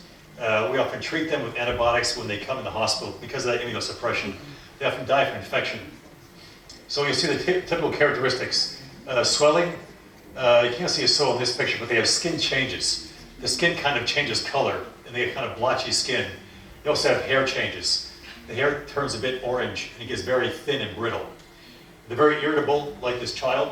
They don't want to eat. So imagine a child's malnourished, they don't want to eat. When you start to feed them, we often have to put NG tubes down, nasogastric tubes down to feed the children because they're very irritable, they don't want to eat. You got to feed them very carefully. Their intestines are very sensitive. If you try to overfeed or you give the child normal food, they'll have terrible diarrhea and they'll never recover. You got to feed very slowly. Introduce feeds very slowly, very gently. This is what organ is that? Can you see what that is here? This is the leg. Okay, just to orient you. This is the bone here. That's the distal tibia. Okay, and I'm showing the slide to demonstrate what is iatrogenesis. This is iatrogenic, and one of the problems we have, and one of the ways you can make a contribution in places that are resource limited. This guy went to a local healer. There's a guy in our area who, for some reason, he keeps setting people's bones. Bone setters are a very common thing there, and they often do fine. I mean, they go to the traditional bone setter, and it's a simple fracture. It'll heal. They do okay. The problem is sometimes what they do is what happened in this case here. This guy was about maybe 20 years old. He was playing soccer, and he fell and broke his leg. Okay, broke his tibia, had a tibia-fibula fracture. It was a closed fracture, meaning the skin was not broken, right? So closed fracture, it's not a difficult problem. If he came to us immediately, we would have probably just set the bone, put him in a plaster of Paris cast for 6 to 8 weeks, and he's fine. Anyway, he went to the bone setter, which is not very far from us, and the bone setter put him in a splint, a kind of a splint. The problem is the splint they use is sticks, and they use kind of bark to wrap the leg in, which all probably would have caved. They made it very tight. So you wrap the leg very tightly, okay? And what happens if you wrap a limb that's too tight? What happens to the limb? If we tie a tourniquet around your arm and really pull it hard. Sorry? Necrosis, exactly. So you cut off blood supply, you cut off nerve supply to all points distal to where you tie off. So this is all dead. This is all wet and dry and gangrene. The leg was all dead. So we had to amputate his leg. We did a below-the-knee amputation. Down here we amputated. So at least he'll have his leg. We have some guys come from Uganda that make prostheses for us. So we'll get a prosthesis for him, and he'll be able to walk. But there was no reason to lose his leg. This particular bone setter, when I go back, I've got to try to follow this up. We've amputated, I don't know how many arms and legs because of this guy's malpractice. And he keeps doing the same thing. We had kids that fell a simple supracondylar fracture. And he goes and he puts them in a straight thing, too tight, and we have to amputate the arm because they have gangrene. Anyway, it's one of the problem is they have to do this very gently. This is something we have to approach very gently. I'm trying to work through. We do have somewhat, even though we're in rebel-held territory, we have somewhat of a local health office. And I've tried to talk to them and say, please, you guys have to be the ones to go and talk to this guy. I'm the foreigner coming in. I've been there for a long time, but I think this needs to come from the government officials. Anyway, we'll have to work on that afterwards. But it's a tragedy, and something we have to work on. I think this is the last one, so I want to finish off with a upbeat slide. This child here, I think we're missing. Oh, well, you don't have the other slide. This one. I don't see the pre slide. Let me see if it's here somewhere. Yeah, well, it's down here. Look down here. It should be down here. Look down. Is that back? Can't really tell what that is. Yeah. Okay, look down here. What is that thing down there? Yeah, myelomeningocele. That's a myelomeningocele, right? And this kid here has got hydrocephalus. So if you look at this, if you combine these two defects, this is part of the what causes this. You guys know what causes these problems? It's the classification of neural tube defects, right? Like know the neural tube? Yep, you're very close. It's folate deficiency, right? It's folic acid. Folic acid deficiency, right? It's B9, thank you. So this is a folate deficiency. And how do you treat this? This is a public health problem, right? It's a public health school. How do you treat that? What do you do here in Armenia to prevent this?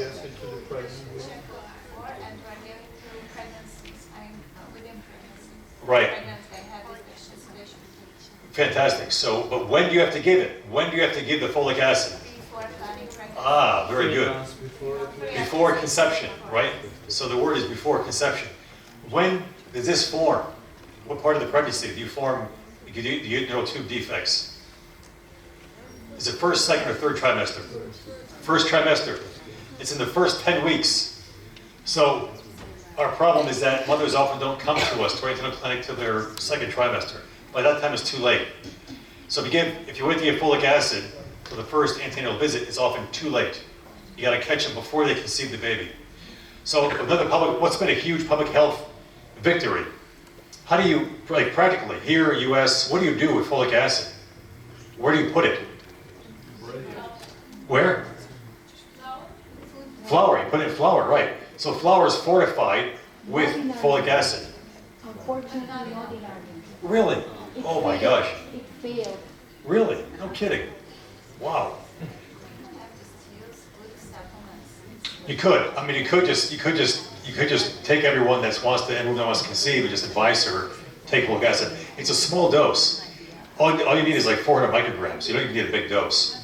But another public health thing we do in the U.S. is that they fortify flour with folic acid, and you get enough. I think you get 400 micrograms just by anybody's normal diet. You'd have enough bread intake or flour intake to satisfy that requirement. So you don't, in the U.S. you rarely see this condition. So this condition often, myelomeningocele, is often accompanied by hydrocephalus.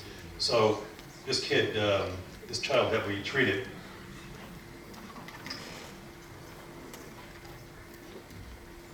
had both. So we had to repair both on him. So you see the scar here? You see that scar?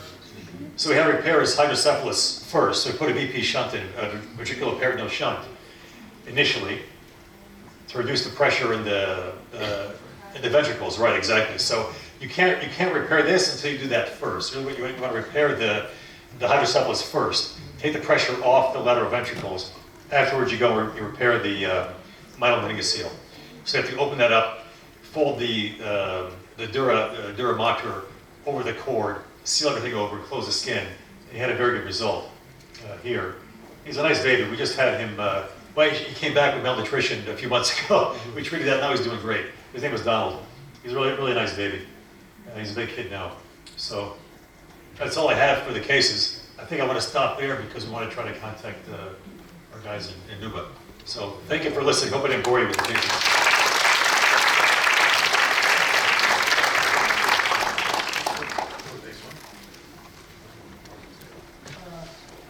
Question to Armin and to the Tom. Tom, what do you think? What Armenian doctor can get, what they can't get in Armenia if they travel to Sudan, if they work there? Ինչ գիտելիքներ ավելի շատ կստանան, փորձ ավելի շատ կլինիկան ստեղ աշխատելուց։ Ես երևի պատասխանեմ։ Ինչպես տեսակ, ինչպիսի փորձ կարող են բժիշկները ձեռք բերել այնտեղ, այսինքն ինչ հիվանդություններ կարող են տեսնել, որոնց մասին ընդհանրապես գաղափար չունեն կամ միայն գրքերում են կարդացել, բայց երբ որ տեսնում են արդեն ռեալ այդ հիվանդությունները, ամբողջ բժշկական համալսարանի սովորած 6 տարին, ոնց ասեմ, դա զգում ես, որ դա քեզ այս պահին պետք է կա։ Այնտեղ մի դեպք կար, ցավոք սրտի արդեն հնջատեցին կայդերը, բայց դեպք կար, ringworm-ը կոչվում, հայերեն չգիտեմ ոնց է, սնկային հիվանդություն է, երեխայի ճակատի վրա, ես տեսա այդ կլոր տիպիկ հիվանդությունը, որը որ միայն սովորելու ընթացքում էինք համալսարանում էինք տեսել, երբ որ ես տեսա այդ երեխային, ասենք նորմալ բժիշկը տեղացի, հա, ինչ է անում, մի անգամից նայում է, հետազոտում է, բուժում է, գրում, ես ուրախացել եմ, ես տեսել եմ, ուզում եմ ասեմ, որ սովորում ենք, այո, թեորիապես ինչ-որ գիտելիք ունենք, բայց երբ որ, ահա, մեր կամավորները Սուդանից ուզում են մեզ հետ կապնվեն, հա, Աշտանա։ Ալո։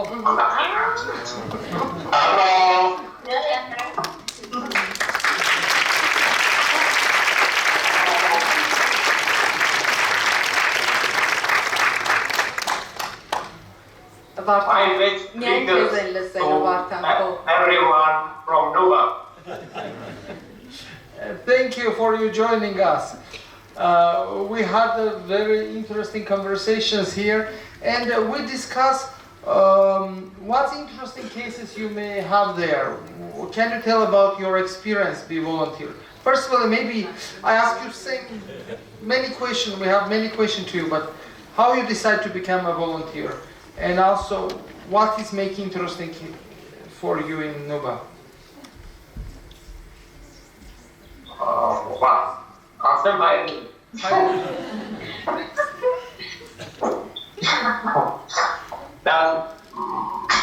Something like, is that role to shut down and to this the Africa Marachna comment, with the Cassidy Ashaka, Arachian coming it, but it's never to be active, or starve, Markans, Esmelo, Hasmelo, Nuba. It's a market rebound.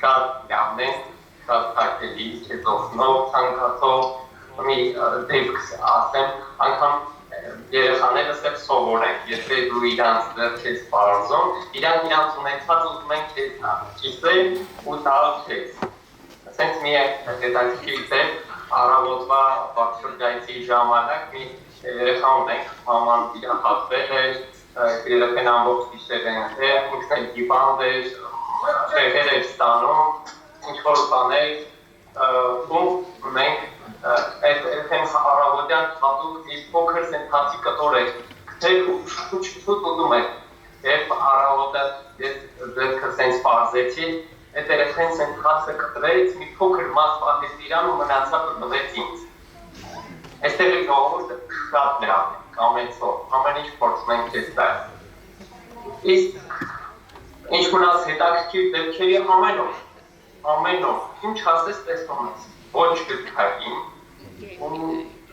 ստանդարտներից դուրս, որ չգիտես, գրքային չես կարողանել, ու մնում է ինչ-որ երկընթանքի արժը, անես, թե չանես, անելուց հետո կյանք կտաս, թե չես տա, սենց հետաքրքիր դեպքեր, դու ոնց եք։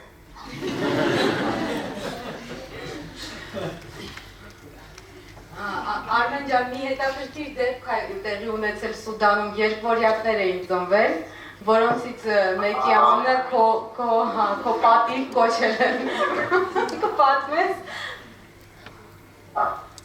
Մի այդ դեպքը ինչով էր հետաքրքիր, որ գիշերը կանչում է, եկել քույր բանը եկավ, նարսып է բժիշկ արի, ասում եմ ինչ է եղել, շուտ ասում է բանը պորտալարի արտանգում է և ընդեղ որ պորտալարի արտանգում արդեն մենք գինեկոլոգները որ լսում ենք, արդեն ռոպեների հարցեց, ինչ պետք է անես։ Այստեղ արագ վայրկյանական հասել եմ հիվանդանոց ու փորձում եմ նայել, ինչ տեսնեմ, առաջին երեխան ծնվելուց հետո, երկրորդի տղաջուրերը բացելուց հետո պորտալարի արտանգում, որ ես հասավ, ընդեղ ինձ փորձում եմ հանգստացնել, որ բժիշկ մեկը արդեն պտվի վարկերը չկա հանգիստ եղել։ Ոնց չկա, հետո ինձ մեկ րոպե է ինչ անցել, ոչ մի հանգիստին է։ Արագ հետևից արգանդից հատակից սեղմում եմ, ներքևի կողմից փորձում եմ բան անել,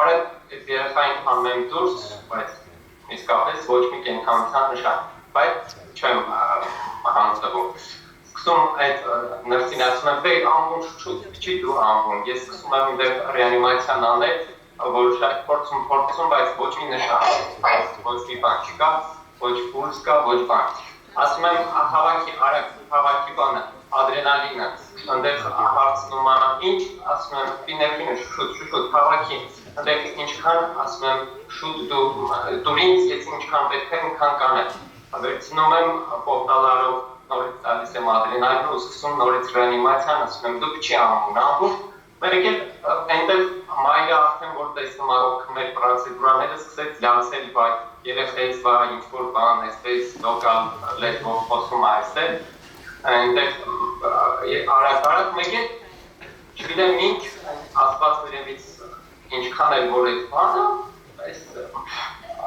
առաջին ճիչը արձակեց ու սկսեց բանը, ուրախությանս շատ չկա, բավական, որ այստեղ չգիտեմ ոնց նկարագրեմ այդ պահը, որ ինչ-որ մի բան արել ես ու կյանք այդ ժամանակ մաման դեպ լացում է, բայց ես sense ոգևորված ու չգիտեմ, հիմա փորձում եմ ինչ-որ բաներ անել, ինչ անենք, ինչ չանենք, այնտեղ նարսը ուրախացել եմ, չափսահման չունի, որովհետև իր ամուսնու քույրն է, ծննդաբերողն է, վերջը Հետո ասում եմ, ինչ պետք է անես, պետք ինձ երակային կաթետր, մի հատ երեքում երակային կաթետր դնենք և նորմալ մուսենք ներարկել ու դրանից հետո որ տեսնենք, եթե պետք է ինչ անենք, բայց մինչև այդ երակային կաթետրը փորձում եմ, շնչառությունը լրիվ վերականգնված, սրտի զարկերը լրիվ վերականգնված, օքսիմետրը դնում եմ լրիվ թվացնող հագեցվածությունը CPO2-ը լրիվ նորմալ բայց ասենք կողքը սպասում եմ եւս մի քանի ժամ, ասում եմ ամեն դեպքում նոր եք մանցան արել է ինչքան է որ մի բան կլինի։ Բայց այս վերջնային համար ձևով ապրում է հետվեց չի շարժվում, այս անում ակտիվ ռեֆլեքսները լրիվ ստուգում են, որովհետեւ բավականին երկար ժամանակ այնտեղ սիրտը կանգնել, եթե երկար ռեանիմացիա եմ արել, հնարավոր է ուղեղի վնասվածքների այնինի չկա։ Դա արդեն ամեն ինչը որ համոզվեցի, որ այս երեխան լրիվ նորմալ է, ամեն ինչը լավ է, գնացի տուն, առավոտը որ գալիս եմ տեսնելու, սենց ոգևորված առաջին ու մտնում եմ երեխեքին տեսնելու, կամ ոնց է այդ երեխան նորից ռեֆլեքսներ ցույց եմես ինքնին, հեյց վեյցը չի, ոնց որ հեյ չի դա չի կատարվել, ես մենակից եմ տեսել ու էլ ոչ չի տեսել։ Մաման ոգևորված թե առավոտյան մեր քույր Անիտան է եկել այստեղ ու ասեց որ մի երեկո անունը պետք է Անիտա դնենք, բայց ասում է ես ուզում եմ որ հաջորդը տղա ունենամ, հաջորդի անունը Արմեն դնեմ, որովհետև ստեղ աղջիկ անուն ոնց կլինի Արմեն, կարող է Արմեն դնեմ, ասում եմ դե որ շատ ես ուզում աղջիկա չասեն Արմեն տղայի անունը Արմին է, ուրախացել է ինչտեղ է, եթե Արմինեն կարելի է մի հատ գրի ես անունին, որ ես անպայման Արմինը պիտի դնեմ, որովհետև դու իսկապես ինքը լաքի baby, like բաստավոր երեխայա, որ ձերքն անգերել եւ այլն, ես չեմ կարող մոռանալ դա։ Ու եթե ոգևորվել եմ առավոտվա այդ անակնկալը, որովհետև ամբողջ գիշերվա այդ ստրեսից հետո այդ անակնկալը շատ հաճելի է ինձ համար, բավականին ոգևորվել էի։ Արմեն ջան, իսկ կներկայացնես քեզից աչից նստած մարդկանցից, արժանից իրանք արդեն աչից կամ ձախ։ Այս իմ աչը Անինա, կլինիկական օֆիսերը, իմ ալի աչը նստած մեր վիրաբույժն Արշակն է։ Կողքը ձախից։ Ես Արշակն եմ, առաջին անգամ եմ Humanitarian առաքելության մասնակցում եւ որպեսզի պատկերացնեք ինչքանով են արդարացել սպասելիքները կապված այս առաքելության հետ, ասեմ, որ Հայաստանի դերակատարից հետո մեծ սպասելիքներ ունեմ կրկին Humanitarian առաջարկությունների Արմինեի կողմից եւ հույսով անգամ կլինե։ Ինչ վերաբերում է հետաքրքիր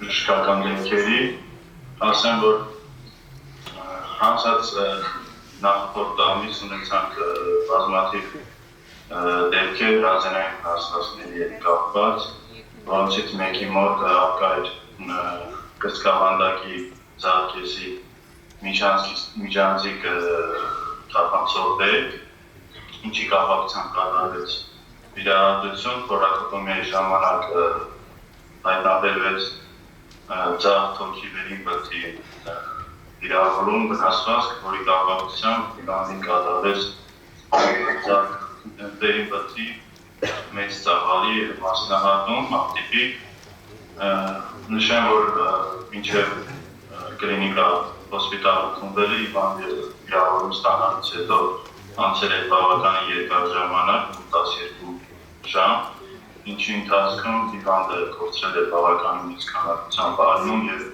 արկա է նաեւ պնևմոթորաքս եւ հիվանդի վիճակը գնահատվում է շոկային ծանր, սակայն հետգրատական շրջանում հաջողվեց կարողացնել վիճակը եւ մոտ 10 օր առաջ հիվանդը վիրահատությունից եւ իրեն բավարարչակում եւ մնացած հրազենային վնասվածքներով հիվանդների վիճակը ևս հատվում է բավարար եւ ուզում եմ նշել, որ ընդհանուր վիրաբուժությունը այստեղ իրենից ենթադրում է ոչ միայն աբդոմինալ եւ կրծքային վիրաբուժություն, այլ նաեւ ներառում է իր մեջ կոլոպրակտոլոգիան, ուրոլոգիական ծառայությունները, ոսկաբանական, մանկական վիրաբուժությունը եւ այլն։ Թոմ Քաթինայի դեպքում նաեւ գինեկոլոգիական եւ մանկաբարձական ծառայությունն է։ Իմ դեպքում այդ ծառայությունը լիարժեք ապահովում է Արմեն Գրչյանը յուրահատությունից, քանի որ կանոնների հետ բավականին դժվար է աշխատել եւ ասեմ, որ չունենալով մեծ փորձ աշխատել մանկական վիրաբուժության ասպարեզում, ինչպես նաև ուրոլոգիայում, տրավմատոլոգիայում ունեցել ենք դեպքեր երեխաների փոքրահասակ երեխաների ալկային անհանցանելիությունների կապակցությամբ վիրահատություններ, սկսած 1 տարեկան հասակից երեխաները տարբեր պաթոլոգիայի անհանցանելիություններ, կրծքային հիվանդությունների հետ կապված, հավիների իրոցեկալ ինվագինացիայի հետ կապված եւ վիրահատություն ինձ եւ պացիենտներից բոլորի վիճակը իրադական ընթացքում եղել է բավարար, հիվանդների մեծ մասը դուրս են գրգռվում, իսկ հանդիպում են նաեւ ոչ ստանդարտ դեպքեր, բավականին ուշացած իմերգության հետ կապված, քանի որ այստեղ բավականին մեծ պրոբլեմ է տրանսպորտի հարցը գալիս են հիմնական կապության բարդություններով, օրինակի համար նշեմ պերֆորացիվ ապենդիցիտի կապակցությամբ մի քանի դեպքերացանք հետ որովայնամզային շրջանի աբսեսներով Եթե համեմատենք շատ չմարանը շատ ավելի շատ են դեպքերը ինչ որ դուք տեսնում եք այդտեղ քան Հայաստանում դուք կհանդիպեիք ձեր փորձը ավելի շատանում է թե հանդիպած դեպքերը բացարձակ կոնկրետ իմ բնագավառում շատ դեպքերում մենք չենք առաջվում այստեղ հանդիպ, քանի որ այստեղ ամեն ինչ ու ես ասել է թե ընդհանուր վիրահույժ դա ոչ միայն աբդոմինալն է, այստեղ շատ վիրահատություններ կատարել են առաջի անգամ եւ ինչպես նշեց գոլեգաս ուշացած դեպքեր են գալիս բացի վիճակներում սկսած ուղղություններից, հետազոտներով եւ առողջապետի հասած ինովատիվ վիճակներում ինչպես նաև հարաբերական հանդիպություններով տարբեր շրջանների, սակայն մաքսիմալ ակում են ինչ հնարավոր է այս պայմաններում, ասեմ, որ նաև տարբերվում են պայմանները բժշկության կազմակերպում է այստեղ, քանի որ մեծ սահմանափակում կա ախտորոշիչ սարքավորումների առումով, այստեղ արկա է դրաձայնային հետազոտություն, որ ապահովում է Արույն կրճանը իրականությունից, որից բավականին մեծ օգնություն է, արկա է նաև ռենտգեն հետազոտություն, գաստրոէսոֆագ, գաստրոդենոսկոպ, եւ կարելի ասել ցիստոսկոպ, այո, եւ լաբորատոր որոշակի անալիզների հնարավորություն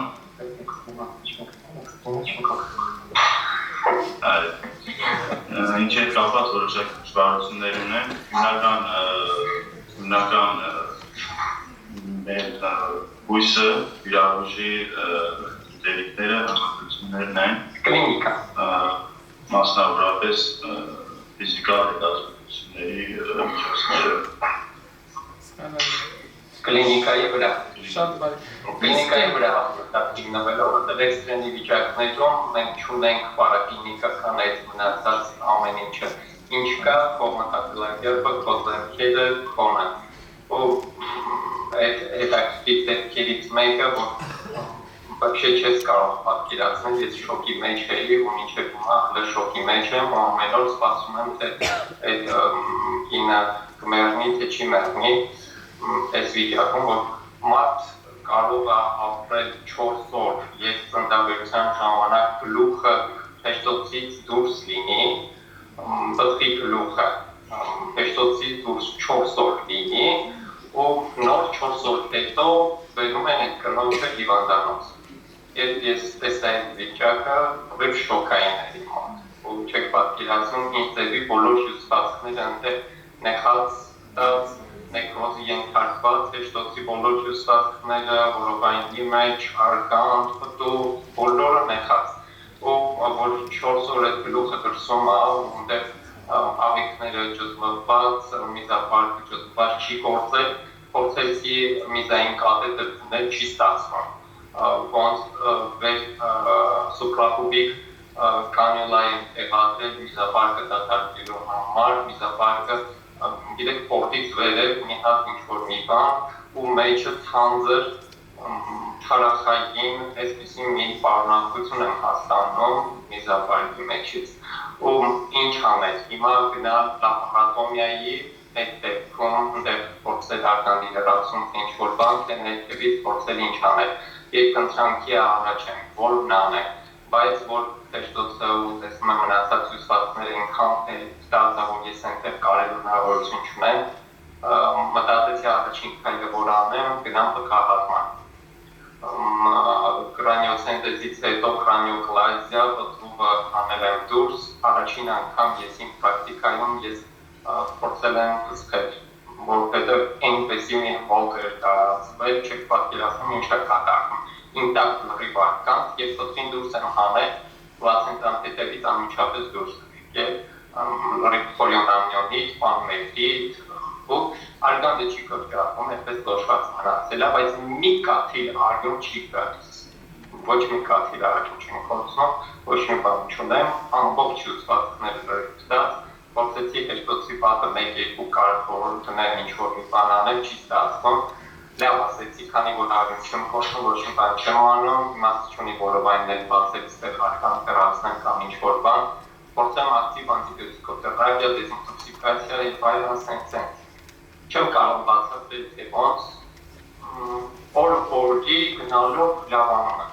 օր-օրի երրորդ օրը սոնոգրաֆիա եմ անում, արգանդը հավաքված, մենակ էնդոմետրիկի նշաններ, որովայնում հեղափոխություններ, 10 օր հետո պատկերացրեք արգանդը լրիվ փրկված է, ոչ մի բան չունեմ, պրոբլեմ, ջերմություն չունեմ, ամեն ինչ նորմալ է ու հանկարծ հաջորդ օրը միանգամից ջերմությունը 40 աստիճան, ստեղ նորից սկսեցի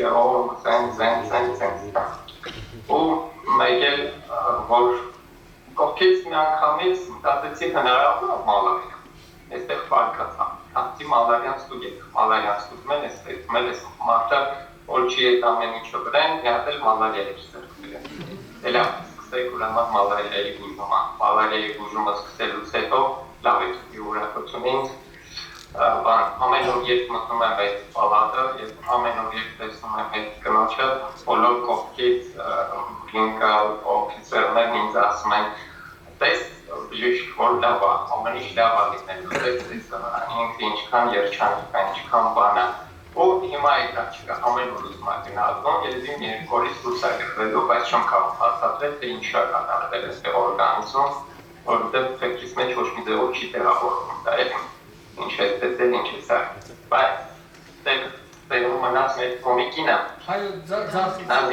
Nasima? Tom, do you want to hug to Nasima? Say hello. Տոմիկին Նասիման, որը բժիշկի բժշկուրի աշխատում այդտեղ, և հաջորդը հաջորդ clinical officer-ն և իր կողքին մյուս clinical officer-ն Շատ քայլ Tom, yes, Tommy, Tom. Who's there? I see Ali, Azima, and Elizabeth. Who's there? We are celebrating Company Day. Yes, that's right. Happy Company Day. That's right. How was the day today? You had a celebration? Yes. Very nice. You guys, thanks very much. How are you? Yeah, I'm doing fine. Doing fine here. Enjoying Armenia. I miss you. Yes. Yeah. I'll be here next week. So I'll see you here in Rosneft. You're patient. Thank you very much. You stay on the line, and I think we come to the last question. I will ask the question to Armine. Armine, why you created this organization, and what is the main mission, and what you want from the people who come? What message you have?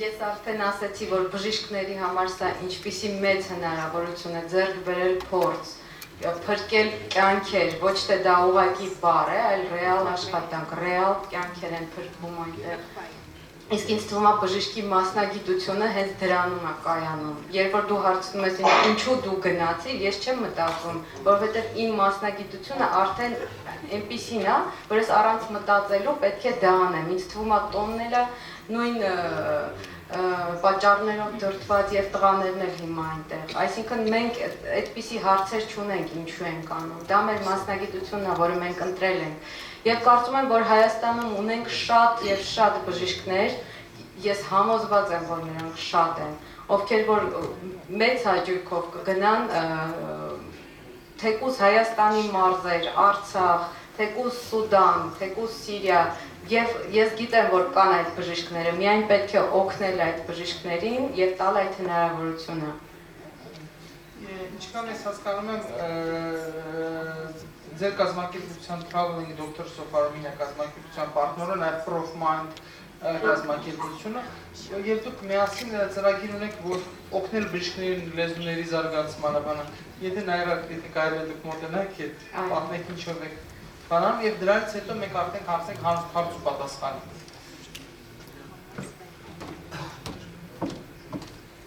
Բարդես, մինչև հիմնական խոսքից անդառնալով, ուղղակի Արշակի խոսքից իմ մոտ հիշողություն ծնվեց, Արշակը համաձայնել էր արդեն լինել կամավոր եւ այդ ամենից հետո զանգահարել էր եւ հարց էր տալիս, արդյոք մենք ունենալու ենք անեստեզիոլոգ հիվանդանոցում, այսինքն առանց որևէ ինֆորմացիայի տիրապետելու եւ մտածելով թե պիտի վիրահատի առանց անեստեզիոլոգ բժիշկը արդեն համաձայնվել էր, որն է հիմնական մոտիվացիան Արշակի, ես ցանկանում եմ օգնել եւ ես ցանկանում եմ սովորել, ու շատ կարեւոր է այս ամենը, որ սովորելու մեծ հնարավորություն է բժշկի համար։ Հիմա անդառնամ հիմնական խոսքից, նախ շատ ուրախ եմ, որ գտնվում եմ նույն բեմի վրա, արժեք կերտող մարդկանց հետ։ Մեր կազմակերպության ստեղծման հենց առաջին օրից մենք կարևորել ենք արժեքակենտրոն եւ մարդակենտրոն լինելը եւ մեր ընդհանուր արժեքները հենց սկիզբ են տվել սկզբում իմ եւ Արմինեի, հետագայում Prof-Mind-ի եւ Traveling Doctors-ի համագործակցությանը, ինչի արդյունքում ծնվեց այս միջոցառումը։ Եվ որպես եզրահանգում այս միջոցառման, ինչպես դառնալ կամավորական բժշկական առաքելություն իրականացնող բժիշկ,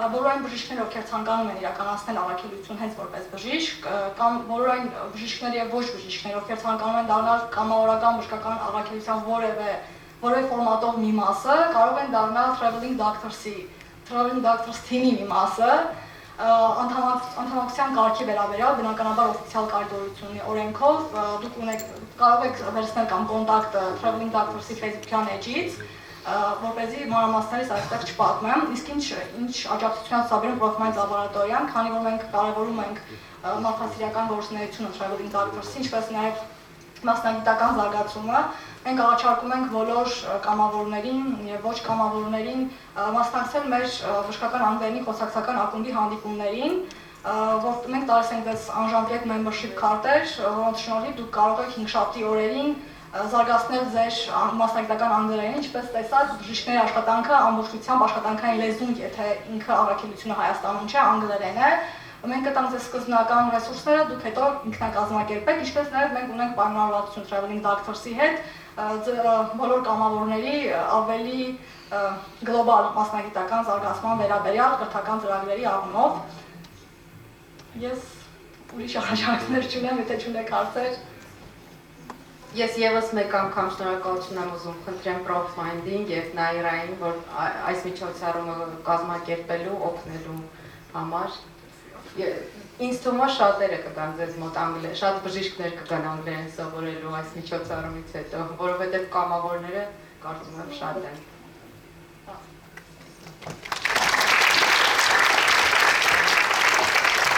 Հարցերի համար խնդրում եմ մոտեցեք միկրոֆոններին, ով է առաջինը ուզում հարց տալ։ Հարց չկա։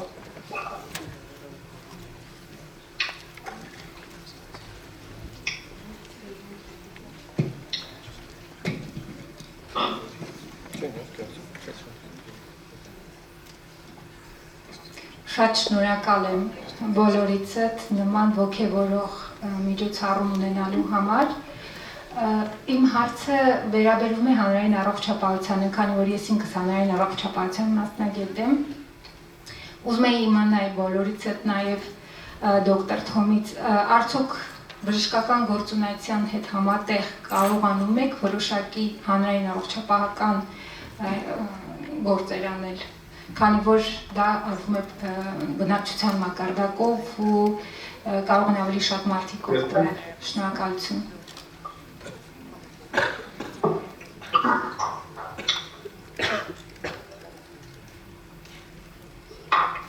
Yeah, so my understanding is the question is about public health. For us, I think everybody realizes at one point that the point of care hospital, especially the large medical center where you do, what do you call it, what's what I'm looking for? You take care of sick people, that's part of medicine. Another big part is public health, which, so when we first started, we were just doing the other part, the surgery and the treating people when they were coming to us. Now, since 2013, we started what's called an outreach program. And the whole idea behind this was these guys went out to the villages. We set up 6 clinics that we're supporting. And we have a team, outreach program team, that goes out, they visit these clinics every couple of weeks. And they train what are called community health volunteers. These volunteers, they teach up all the public health, some of the public health issues. from hand washing to teaching the people in the villages when to bring the child to the hospital, what warning signs to recognize if the child is sick, all these issues. So that's kind of been our effort in public health. The other part, of course, is immunization. And we're very much into immunizations and trying to immunize the population there. That's come through both the hospital and our outreach program. So I think you have to include public health, preventive medicine in what you're doing. Curative medicine is what I was looking for. Curative services are what we do at the hospital. Somebody's sick, they've got to come to us. That's part of it. And it's not even maybe the biggest part, because I always got the feeling we were just treating the tip of the iceberg. We were seeing a very small number of people. What you need is the rest of it. So that you have to get people out in the communities. And that's what public health is about. Եթե կարելի է մի բան ավելացնեմ, դուք նշեցիք այստեղ անգլերենի կուրսերի վերաբերյալ, որպեսզի օգնեք այն բժիշկներին, որոնք հետաքրքրված են։ Ինչ եք կարծում, կարիք կլինի նաև հանրային առողջապահական տրեյնինգ կազմակերպել այլ բժիշկների համար, որ երբ որ իրենք լինեն առաքելության ժամանակ կարողանան նաև կլինիկայից դուրս այդպիսի ծառայություններ մատուցել իրենց համայնքներին։ Շնորհակալություն։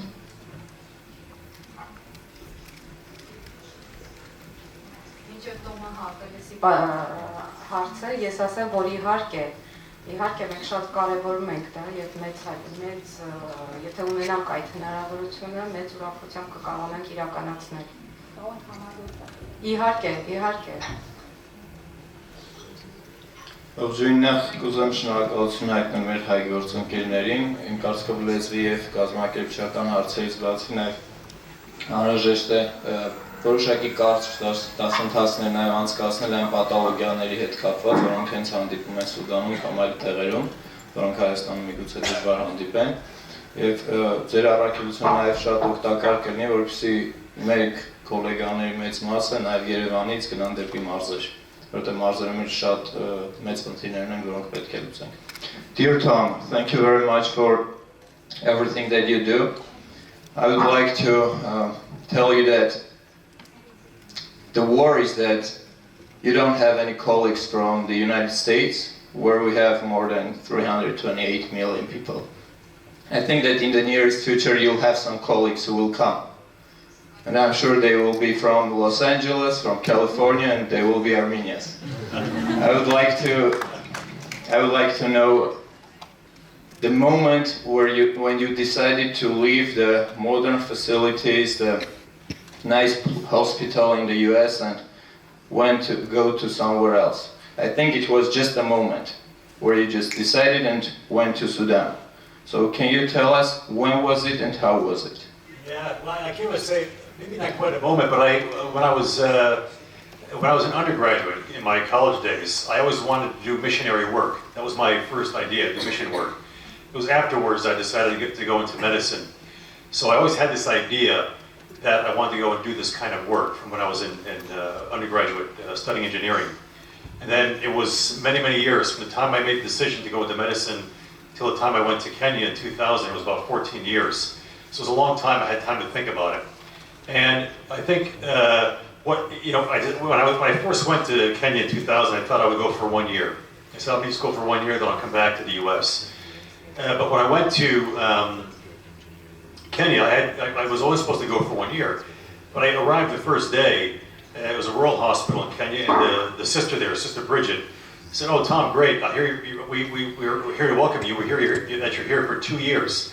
I thought 2 years. Well, I said, "Okay, I'll stay for 2 years. Fine."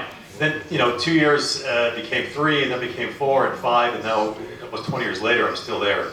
So it was just kind of an idea. I had to go and do mission work, and then once I was there and saw the need and saw the impact you could have, I thought it was better to stay. Good luck to you and God bless you and your family. Thank you so much. Քանի որ մարզերից խոսեցինք, նշեմ, որ Արմենն էլ Արշակն էլ մարզերից են, Արմենը Հրազդանից է, Արշակն էլ Ճամբարակից։ Հա, Ճամբարակ։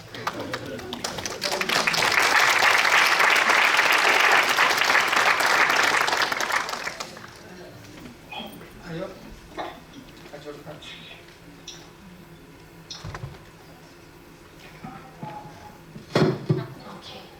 So, first of all, thank you very, very much. It's like I'm sitting there listening what is going on and what kind of help you both and your friends have given to the people in need is the purest example of that a human being is a God's gift. So it's a God's creature, no matter if it's like patient or a doctor. So you can see what God does, what kind of a power is working inside humans' relations and inside their life, considering their health. So it's a big thanks to you. And I have a question. I'm a pharmacist and I like volunteering and I kind of feel like I want to do something really, really big. And it doesn't matter if it's in Armenia or worldwide, but I have already done my steps inside Armenia and I want to do more. And it's interesting for me if there is an opportunity for pharmacists to work in traveling doctors, so to be volunteering and do what a pharmacist is doing for pharmaceutical care worldwide. Thank you. Կարծում եմ հնարավոր է, քանի որ տոմներ ասի, որ նրանք սուբանում ունեն մեծ դեղատուն եւ ունեն մասնագետներ, ովքեր որ այդ դեղատանը աշխատում են։ Կարծում եմ մի դեպք ասեմ, որ ինձ դեղ էր հարկավոր եւ ես փորձում էի բուժքույրերից հասկանալ այդ դեղը կա թե չէ եւ բոլորը պնդում էին, որ այդ դեղը չկա։ Ես ինքս գնացել եմ դեղատուն երկար մանրադուց հետո այդ դեղը գտել եմ։ Ուզում եմ ասել, ինձ թվում է ձեր մասնագիտության կարիքն կա, որովհետեւ նրանք ճիշտ է աշխատում են, բայց միգուցե չունեն այդ կրթությունը եւ շատ բաներ չեն հասկանում։ Իհարկե, ես կարծում եմ, Yeah, like sorry. So for us, for the past 8 years, we've had only on-the-job trained pharmacy techs. So the guys that some are people that finished high school, some have not finished high school, some are 8th grade graduates, and we got to teach them how to work in the pharmacy. The guys in charge of the pharmacy, I think maybe he finished 6 years in primary school. We have two people now in pharmacy school that finish fairly soon. But certainly for us, not now so much, but if we were to open another hospital in Nuba Mountains or a clinic somewhere, there aren't trained people in pharmacy in these places. Now, it depends on where you are. Where we are in Sudan, Nuba Mountains is pretty extreme.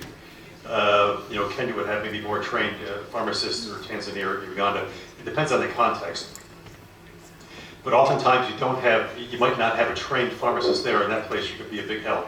To go and help at that time, but also maybe to train somebody there, just to give someone who's that's very keen, teach that person the basic fundamentals of pharmacy. So there's always a room for these kind of things. Yes.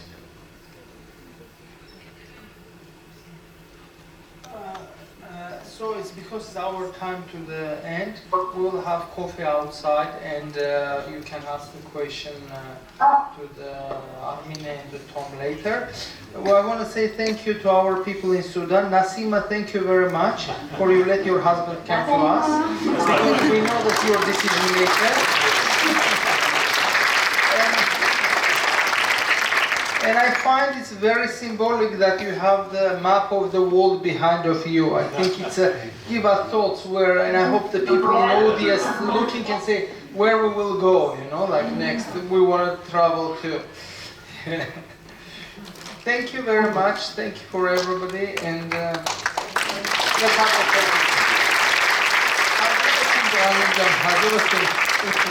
a